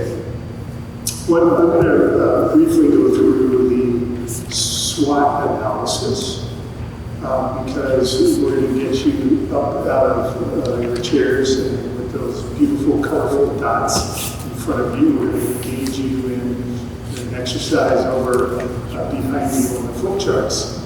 But that's just a context. So we rely on SWOT analyses, which I'm sure all of you are familiar with, to be able to communicate what we've heard up to date through all of those surveys and interviews and focus groups that Annie Rose spoke about. And what is shared right now is really the highest level of themes of more commonly heard mentions of strengths, weaknesses, opportunities, and threats. In terms of the words, strengths are really things that are going great and you can keep leveraging to do even greater things. Weaknesses are really some internal barriers that if you stand them on their head, will open doors for future success. External opportunities and threats are things that have been shared, that are out there, that are perhaps challenging the district to pursue the innovation and that is desired, or that are limiting or raising the need, I should say, for proactive planning for risks. So we're just going to run through these. I'm not going to read all these bullet points. You have the packet in front of you. They're also behind you.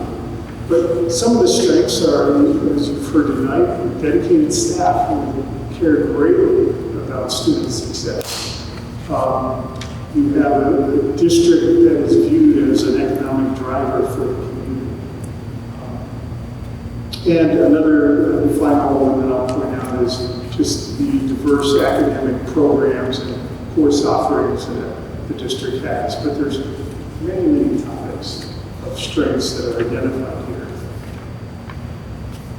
And those have just come through the interviews and focus groups and the surveys that we've received thus far. And as Annie Rose said, there's more forthcoming that will be added to this, so it's a more complete picture for the board to be aware of and the community and the staff and others. Some of the weaknesses that are identified, student outcomes in English language arts and math are falling behind state averages. There's, within the organization, there's fear of making mistakes, which slows staff decisions, causing delays, inefficiencies, reduced creativity. The projected, I shouldn't say continuing, projected annual deficit places pressures on the district to reduce costs and refocus priorities. And there's all sorts of other weaknesses, just like every organization has and every school district has. Immense number of important opportunities, everything from modernizing facilities to advance equity and efficiency, to create more career pathways that are aligned with the workforce, to growing partnerships with universities and creating deeper, longer cross-sector partnerships. Range of opportunities. And lastly, threats. Some of the threats out there are level of public trust and perception challenges, evolving volatile political atmosphere, on-campus safety, increased frequency of natural disasters, public health threats, and emergencies. And there's more threats that are here. These are just the most commonly identified from the surveys and the interviews and focus groups. What we'd like is for you to take some time to get our value chairs and grab the sticky dots in front of you and the post-it notes in front of you. And spend some time walking around these easels. There's 6 easels behind you. And with the dots, identify with the red ones. Like, there may be some that you just absolutely disagree with, that it's misstated, it doesn't really capture the reality. We want to know that, so we can, because we're going to come back and we're going to talk about the ones that have red dots on them. Or yellow items that you just have questions about. I don't know this, or I'm curious, using the word discern.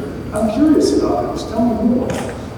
Or green, that you're like, oh yeah, that's spot on, totally believe it, that is right on the money. And then if you see things that are just flat out missing, right on the post-it, like you see a strength that's not articulate, right on the post-it, just put it up there, so that you can acknowledge that and state that and receive your feedback. So, Amy Rose, since you're the master timekeeper here, how much time should we? 10 minutes? 10, 15 minutes? How about 10 to 15 minutes. So if you could, just the 7 of you get up and go to the flip charts and go ahead and use your dots and your post-it notes and have a little fun. How many minutes do you need? 10 minutes? Let's do 15. Why? Yeah.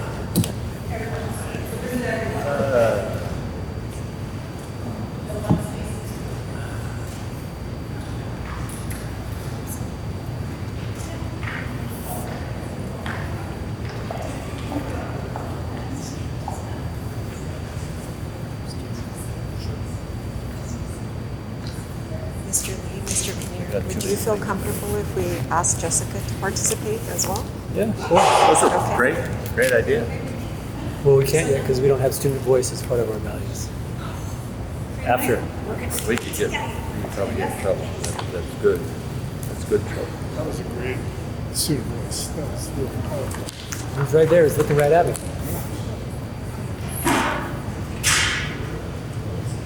All right.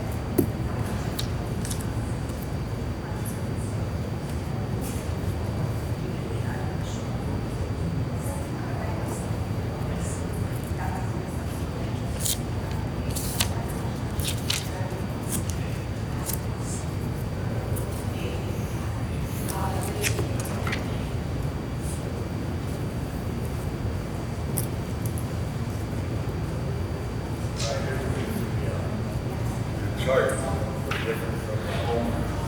But you gave me homework. I did my homework and then you changed the chart.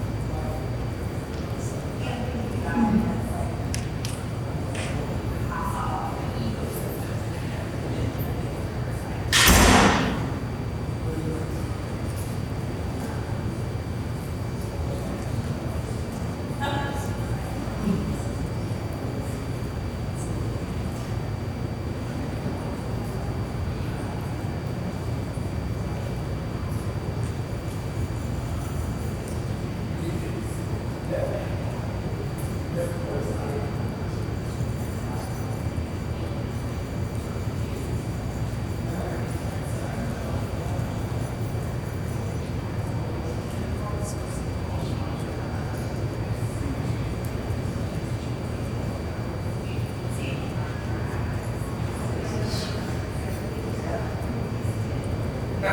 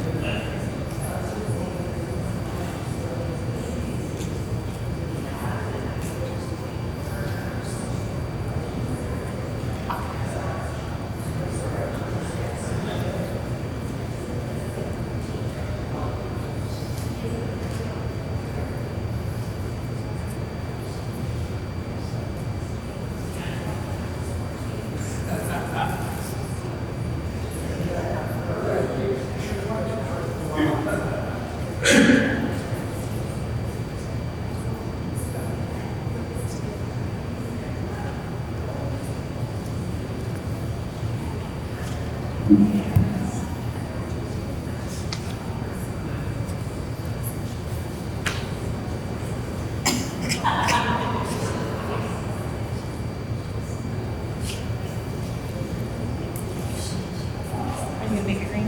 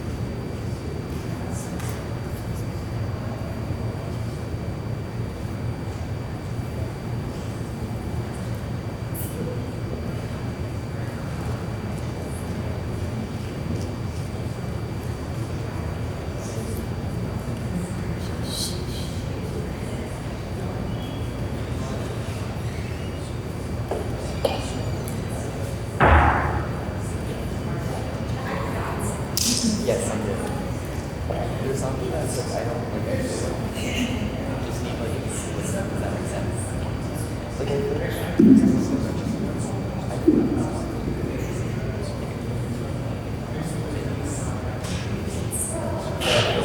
don't reply. Yeah, exactly. That's why I really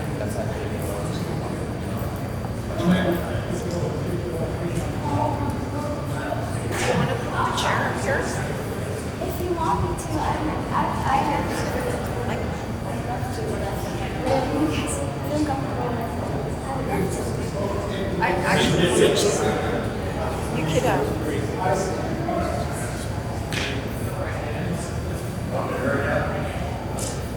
If we have the space as well, there's no pressure. Any plans for spring break? You leave for Chicago on Monday.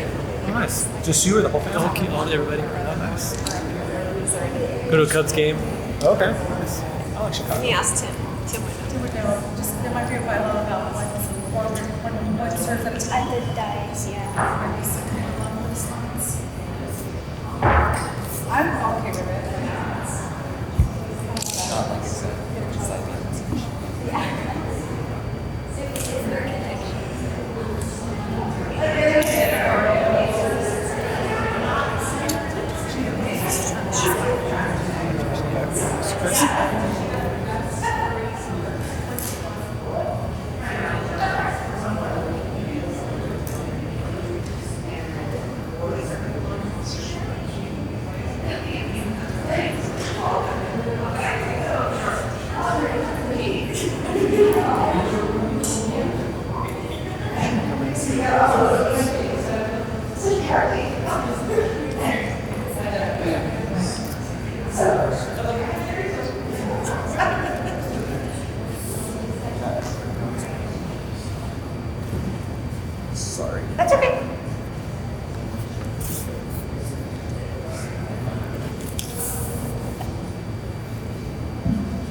All right, thank you for your time on this.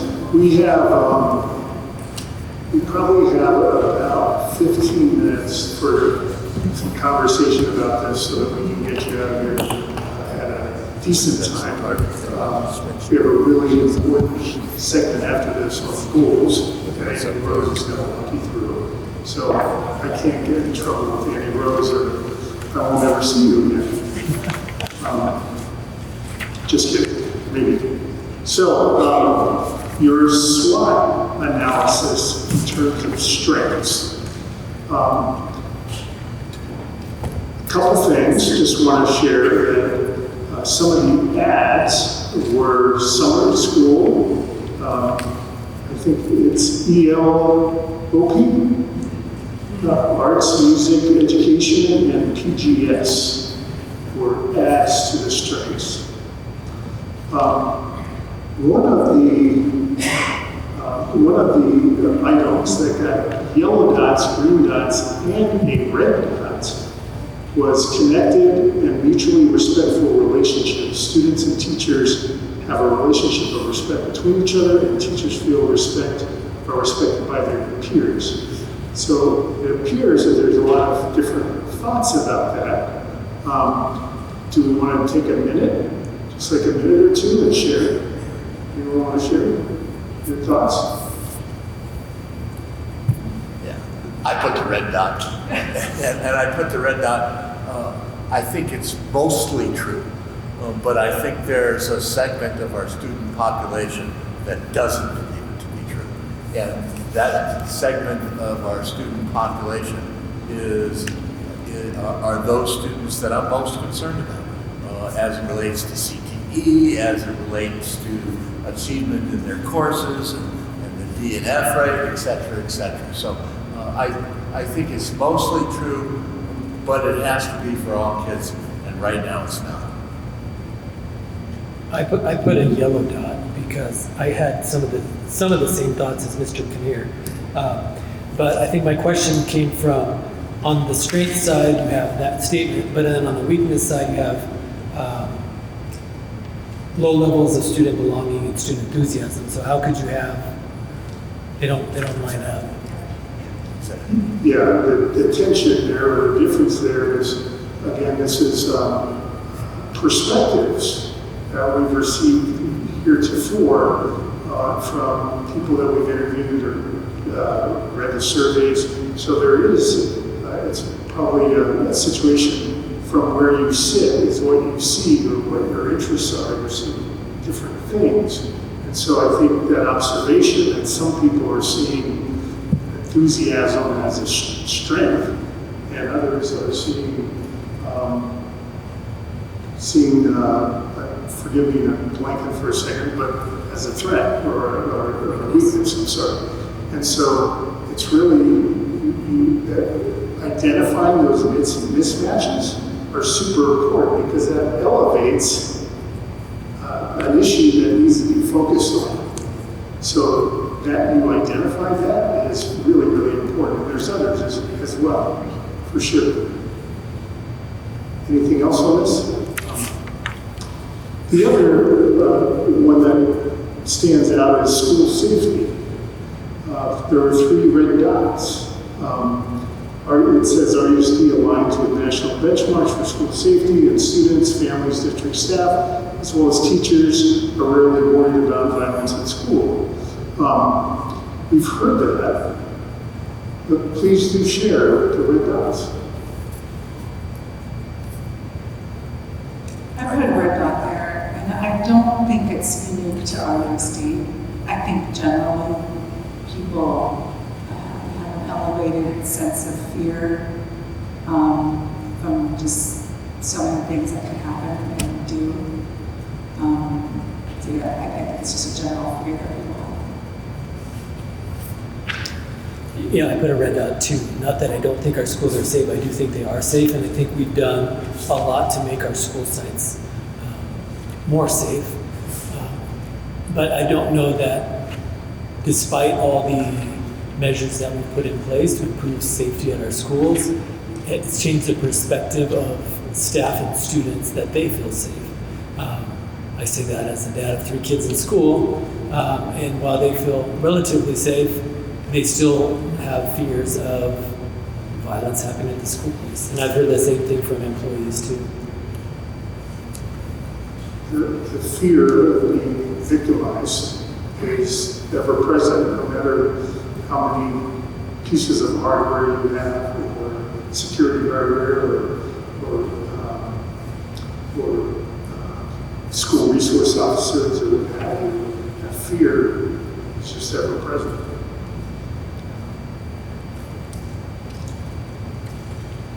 And the weakness here, the student belonging and connection, according to the Culture and Community Survey for 24-25, student sense of belonging is 40% favorable and sits in the 0 to 19th national percentile.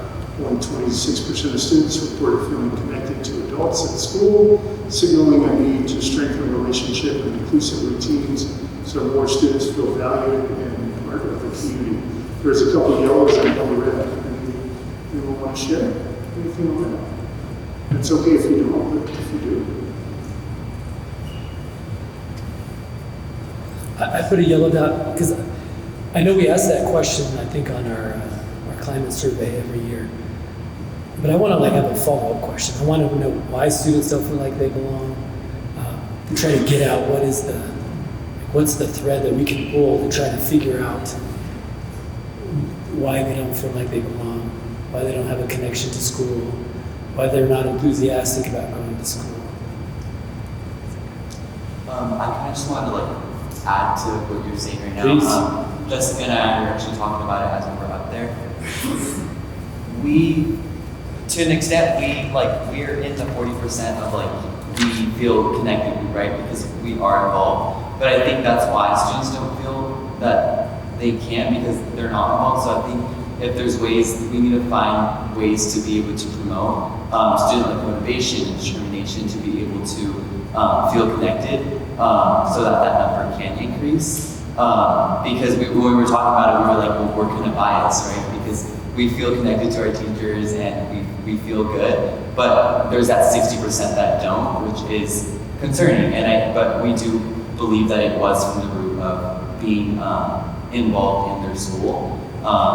And I do think there's lots of opportunities, but I think a lot of students are just scared to put themselves out there because maybe they don't have the adults to support them, or the reasons are different for everyone. But we do think it is that involvement piece that's missing.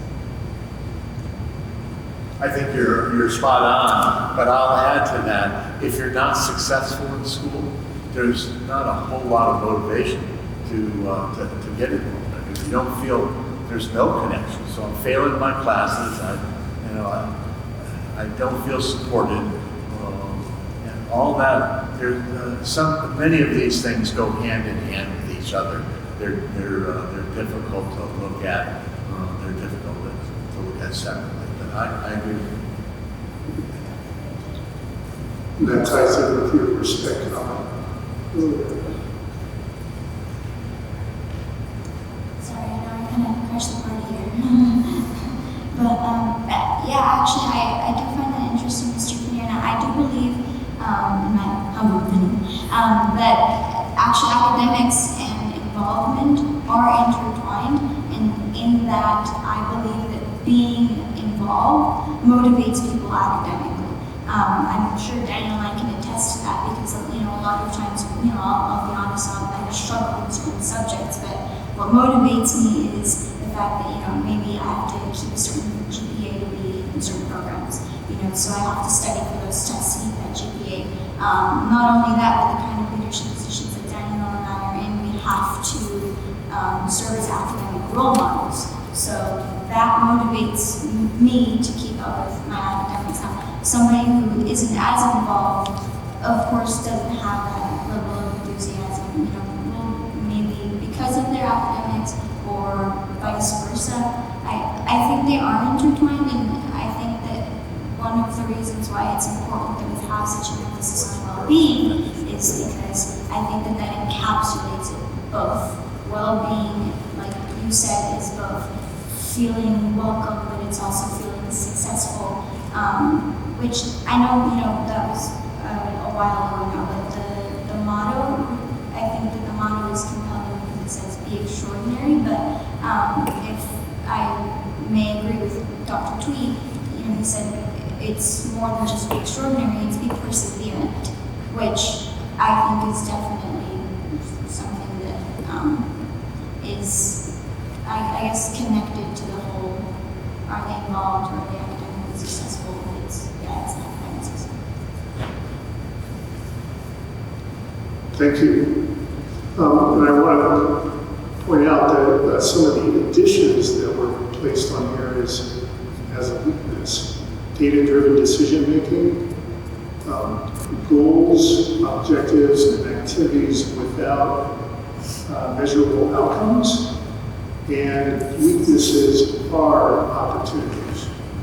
So just wanted to share that. Additionally, on weaknesses, textbooks are not aligned to standards, and staff ratio, SLP nurses, etc. Is a weakness. So there is a red dot over here and a green dot related to structural budget pressures, a projected annual budget, around 20 million in classroom staff, and contractual limits, constrained program choices, and increased trade-offs. Anyone want to comment on that, or does it stand for itself? Is there red and green on that?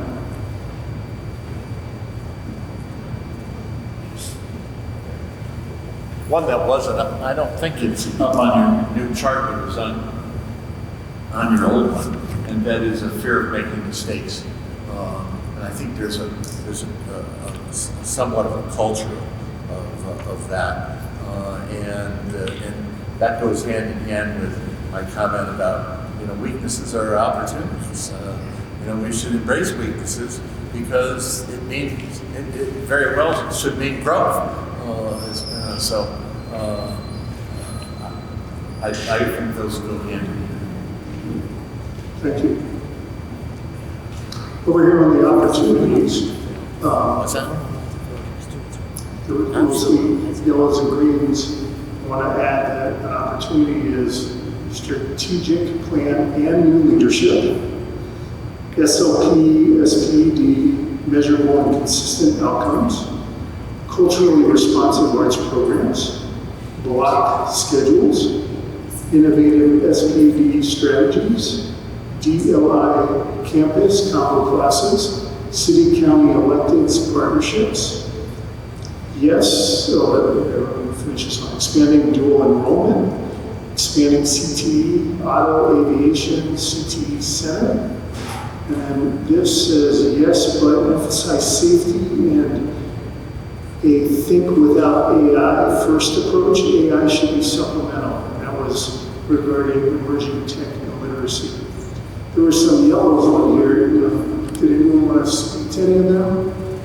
Was inclusive multi-channel family communications, align long-term cross-sector partnerships, state modernization and CTE grants, public appetite for coherent measurable plans, and emerging tech and AI literacy. Anyone want to share anything on those? I put yellow on the AI one. I think I have a lot of questions about AI's utility in promoting learning. I see its utility as a tool for decreasing workload for administrative tasks, but to actually help with a person's learning. I mean, I'm sure there's ways, but I'm very hesitant to see it in that capacity. So that's an area that the board needs to learn, and everyone needs to learn more about.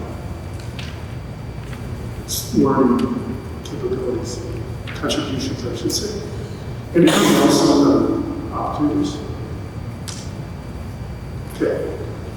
The threat side of things, two that were added: public trust and perception challenges, and affordability in housing are threats. There were a few that had yellow dots. Those were one-time funding volatility, evolving volatile political atmosphere and campus safety, and specialized talent shortages. Anyone want to touch base on any of these?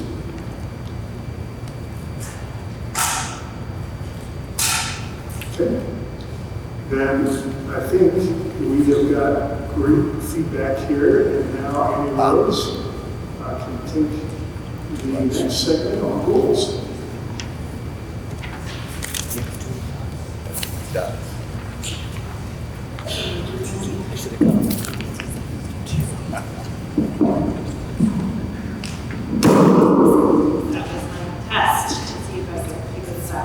Okay, so the last piece that we want to bring you through this evening, and thank you for your persistent energy. I know this is late in the day for everybody, but we do want to talk about goals and priorities.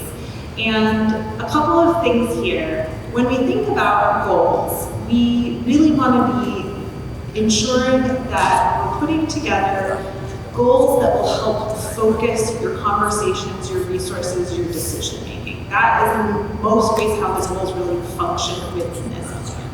So obviously they need to be aligned with your motto and your mission and your values. That's one of the reasons why we start with those pieces. But we want to be thinking around a strategic plan will not incorporate and include and touch upon every single thing that the district does. There's tons of things that the district does. What the goals really need to focus on are what are those areas of emphasis that we need to keep our eyes on in the next 5 years in order to make sure that the district is able to progress and grow and expand. So we wanted to give you a very high-level understanding of some of the themes that we have been identifying to date. Again, this is not a fully comprehensive list. I'm sure we can add to it, and I'm sure we will as we go, but we wanted to give you a general sense of some of the feedback that we're seeing. So what we did on this table is we divided out what are the most common themes that we were hearing from board feedback, from staff feedback, and from community feedback, and in this case, that is primarily student and family feedback. So, there's 3 at the top here that we heard really across the board from all of those groups. And the words that we use to describe these priorities, those may shift over time, but we wanted to just capture the ideas of student academic achievement and learning outcomes. We've talked a little bit tonight already about what does success look like when someone leaves our district. Really, what do we want for that student? What do we want for that human being? And a lot of the conversations we heard were around, okay, how do we make sure that that academic achievement and the learning outcomes, that they remain a central focus of the work in Soprano. The other 2 that were talked about quite frequently were that college career and workforce readiness piece, which again goes to that success. How are we setting people up so that when you're taking that next step out of high school, that you are in a place to move forward? And then finally, equitable access to programs and student supports. This was another one that came up quite a bit. And there was some really interesting conversation here, because I do think that there are 2 perspectives that were shared. In some of the conversations we heard, it's really important that all students have access to all of the same programs equally. That was one perspective. And then another perspective was, we want to make sure there's equitable access to programs, meaning that people are receiving the programming that they most need at that moment in time. And that might look different from school to school, but as long as we are providing an educational environment that is engaging for students and that helps that student achieve their success, that is sufficient. So there's some conversation about the nuance of that, but it was certainly a really major topic that was front and center when folks were really across all of the points of input. There are some others where we that there was very high priority in 1 or 2 of the groups as well. And so here, clear strategic focus and alignment on initiatives, that came up in board conversations, that came up in staff conversations.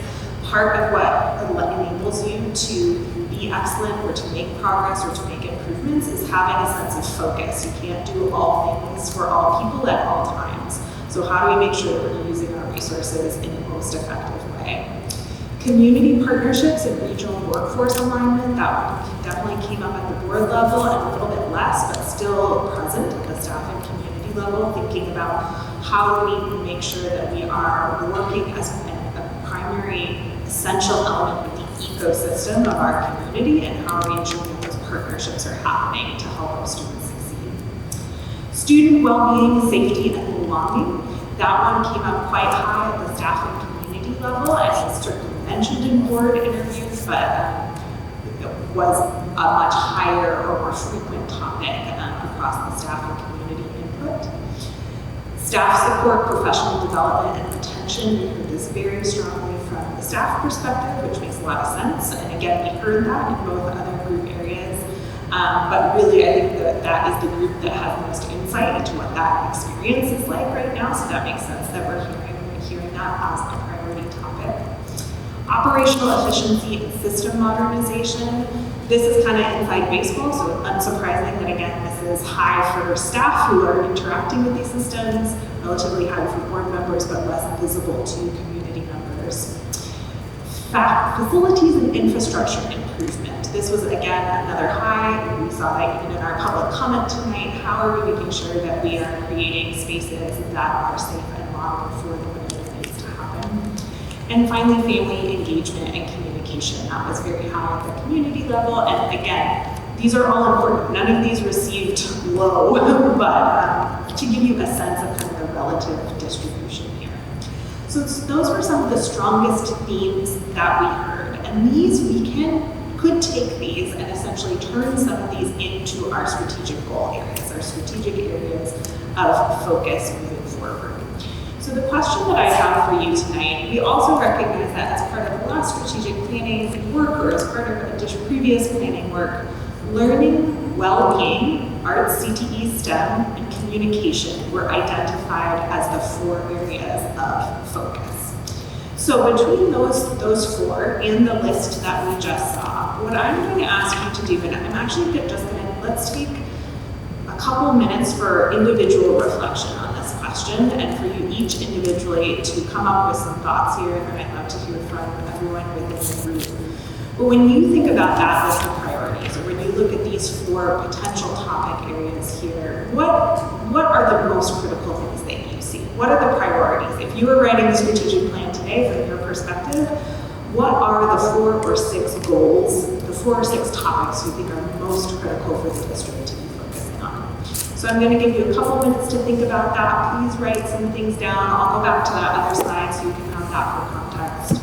And then we will share.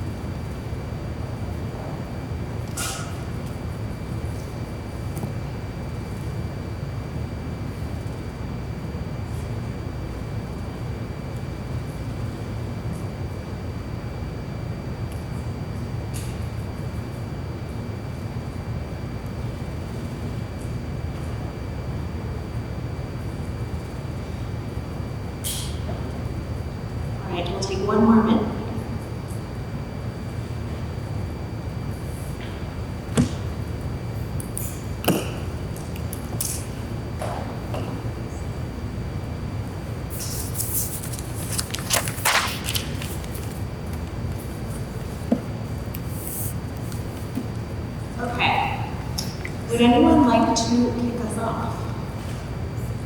Sharing out the 4 to 6 key priority areas that you're seeing from your perspective at this moment in time.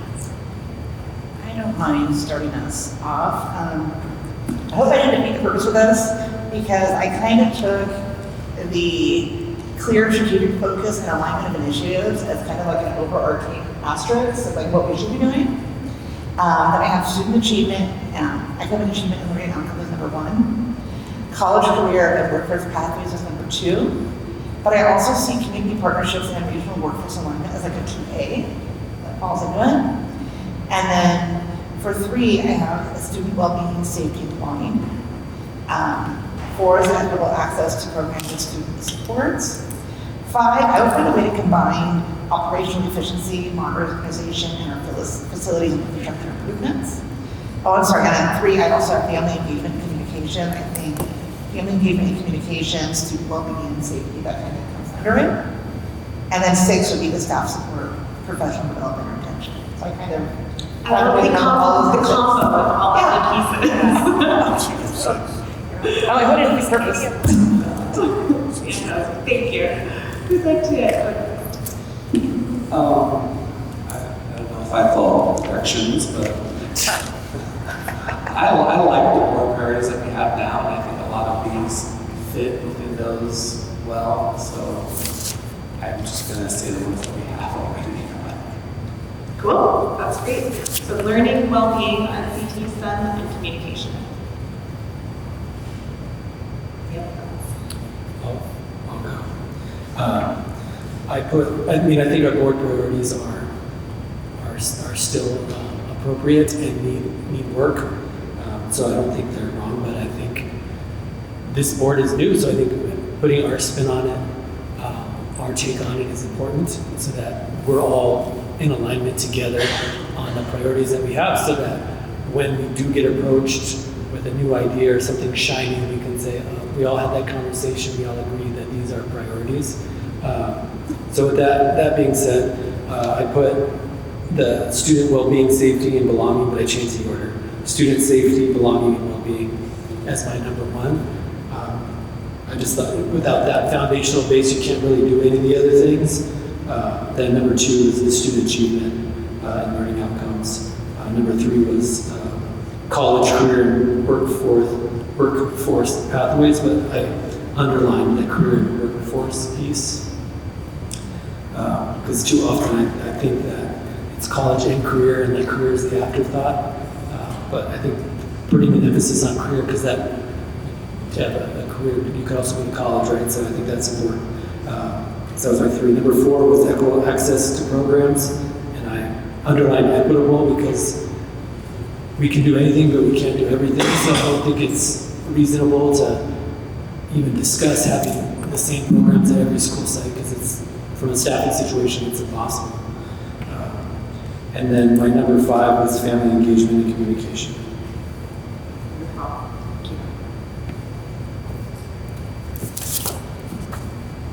So I really like what Ms. Vickers kind of did and kind of incorporated it all into to all work. So I do really agree with that. One of my main ones I would say would be just the student ones. Of course, student academic achievement, but also student well-being. And something that I noticed that is on the chart with the high, moderate, low. The one that says student well-being, safety, and belonging. In my opinion, I feel like for the board, it's a high. I don't think it's a moderate, and I wouldn't want the public to get the wrong message that it's not a priority, because I think it is for all of us, right?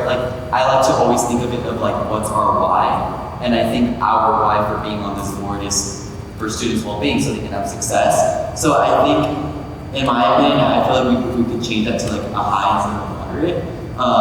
And so that is one of my top ones. And then I also really like the college career. And I really like how Ms. Akers kind of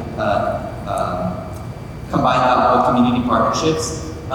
Because I think just reaching out with our partnerships, sometimes our community may have scholarships for students. So it's how can they help our students as well? How can they help our district? And so we can work together for our students. And then I did also really like the equitable access, because of course we do need to have equity within all of our students, so they can all have their success within life, and that aligns well with college career. And then last, I did also want to bring the family engagement communication, because I do think it's really important to have our community, and that's why we have public input and things like that. So that way our community really knows that we do value what they have to say, their opinions, and why we make the decisions that we make, and that their voices is always heard, just like our voice here as students. Thank you. I want to highlight two pieces that you brought up there. The first about why might it show up as moderate in terms of board feedback, and sometimes what we find is that people don't bring forward in conversations things that they feel very deeply about, but feel like we're doing really good work in those areas sometimes too.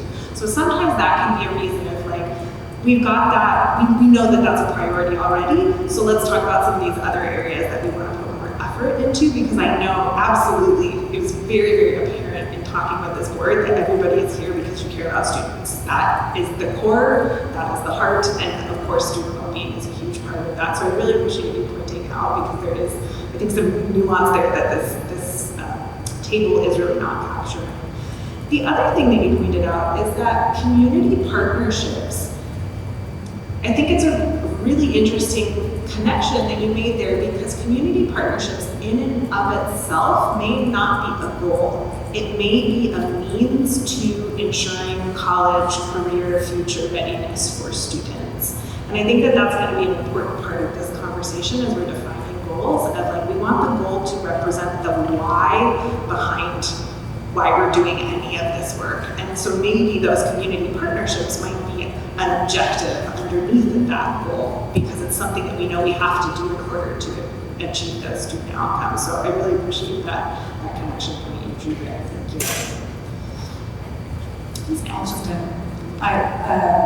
piggyback on that, college career workforce pathways, I believe that we can't have that unless we have community partnerships and regional workforce alignment. Yeah, I think that one feeds into the other, so I would combine those. And back to what you were saying, I wrote down, if it's high for the staff and community, then it's high for us. Student well-being, same thing, belonging. I think there is alignment there. But like you said, we just maybe just in service and language. Student academic achievement and learning outcomes was big for me. Clear strategic focus and alignment of initiatives, I think, it's not a very exciting tagline. But if we don't have that, we're going to be all over the place, right? So it's kind of like the umbrella that kind of keeps us all together. Staff support, professional development, and retention, I think is important. And family engagement and communication. We've done a great job of increasing our communication to our families. Post-COVID, I think we've yet to recover from the perception that parents aren't welcome, or that parents are not consulted, or that parents aren't first teachers of their child. And I think we can maybe do a better job of a campaign or language,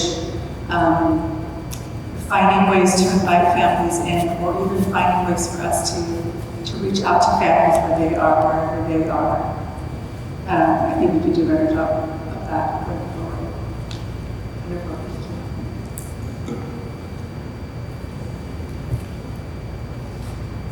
Any other thoughts? No, I agree with, I think your comments were very appropriate, so thank you for making your two points. I agree with student achievement, I agree with belonging and connectedness, students being connected to school, and that goes hand in hand with well-being. I made two other points, and I'll sound like a broken record, like I often do, and that is that we need to develop a data-driven culture. If we don't do that, we'll never be results-oriented, and we have to focus on results, whether it's students being connected to school or whether it's increasing our achievement in English and math. And I don't think we always need to be dependent upon state assessments or state data. We could say this is important to RUSD. This is how RUSD is going to define academic achievement in mathematics. But in order to do those things, you have to have a data-driven culture. And then I have a caveat with CTE, and again, I probably sound like a broken record. And that caveat is the percentage students taking and completing CTE capstone classes, and particularly those students who aren't planning on going to college.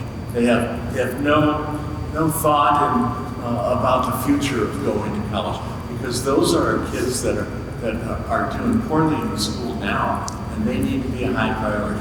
I agree with our district statement, career ready period for everybody. I don't fault that, but we have so many of our kids that aren't prepared for anything after high school, and that has to be a high priority. I was going to make one other comment with that, but that's okay. That's enough. Thank you. Dr. Yamos, would you like to share? I won't put you on the spot if you don't wish to share. Now I've been taking copious notes and just really appreciate the board's dialogue in relation to just informing and driving the strategic plan. So thank you. All right, any last thoughts from this evening? I know we have been asking for a lot. It is late. I want to get you out of here. I can share a little bit about next steps, but I want to check to see if there's anything else that our team should know or think about as we're putting together some draft strategic goals based on this feedback and the other feedback that we've gathered from both staff and will be coming from that community open house. Anything else? Just one comment with that. I think your agenda and timeline is aggressive. I appreciate that it's aggressive. It needs to be so that we get to order just doing our business. And then we create a strategic plan that isn't perfect, but it doesn't need to be, because we're working on a daily basis. I appreciate your time.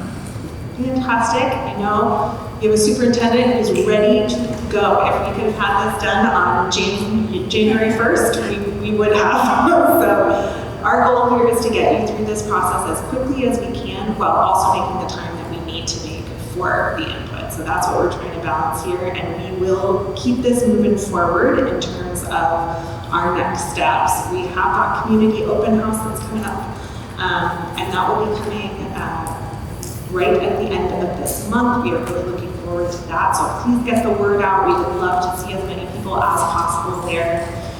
Once we get through that community feedback, then that's when we'll start working on these drafts, and we'll bring that back to you all. We will have a work session on 4:30. So we will see you then, if not before. So thank you so much for your time. Can I ask you a question on that community open house? Is that in person or is that virtual? It's in person.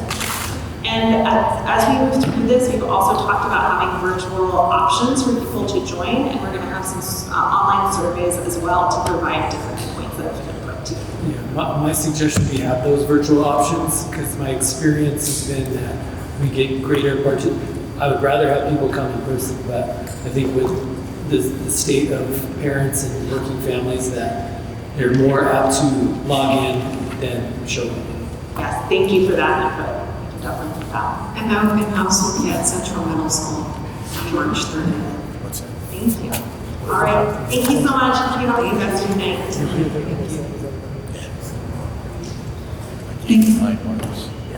Thank you to Baker Tilly for providing this working session as we build our strategic plan.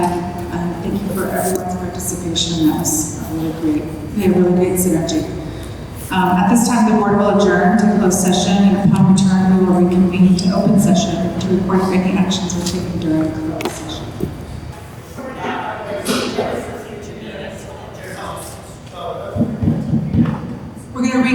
convene open session. I'd like to report that the board took no actions during closed session. Now it's time to close the meeting. We're now at our time to close the meeting.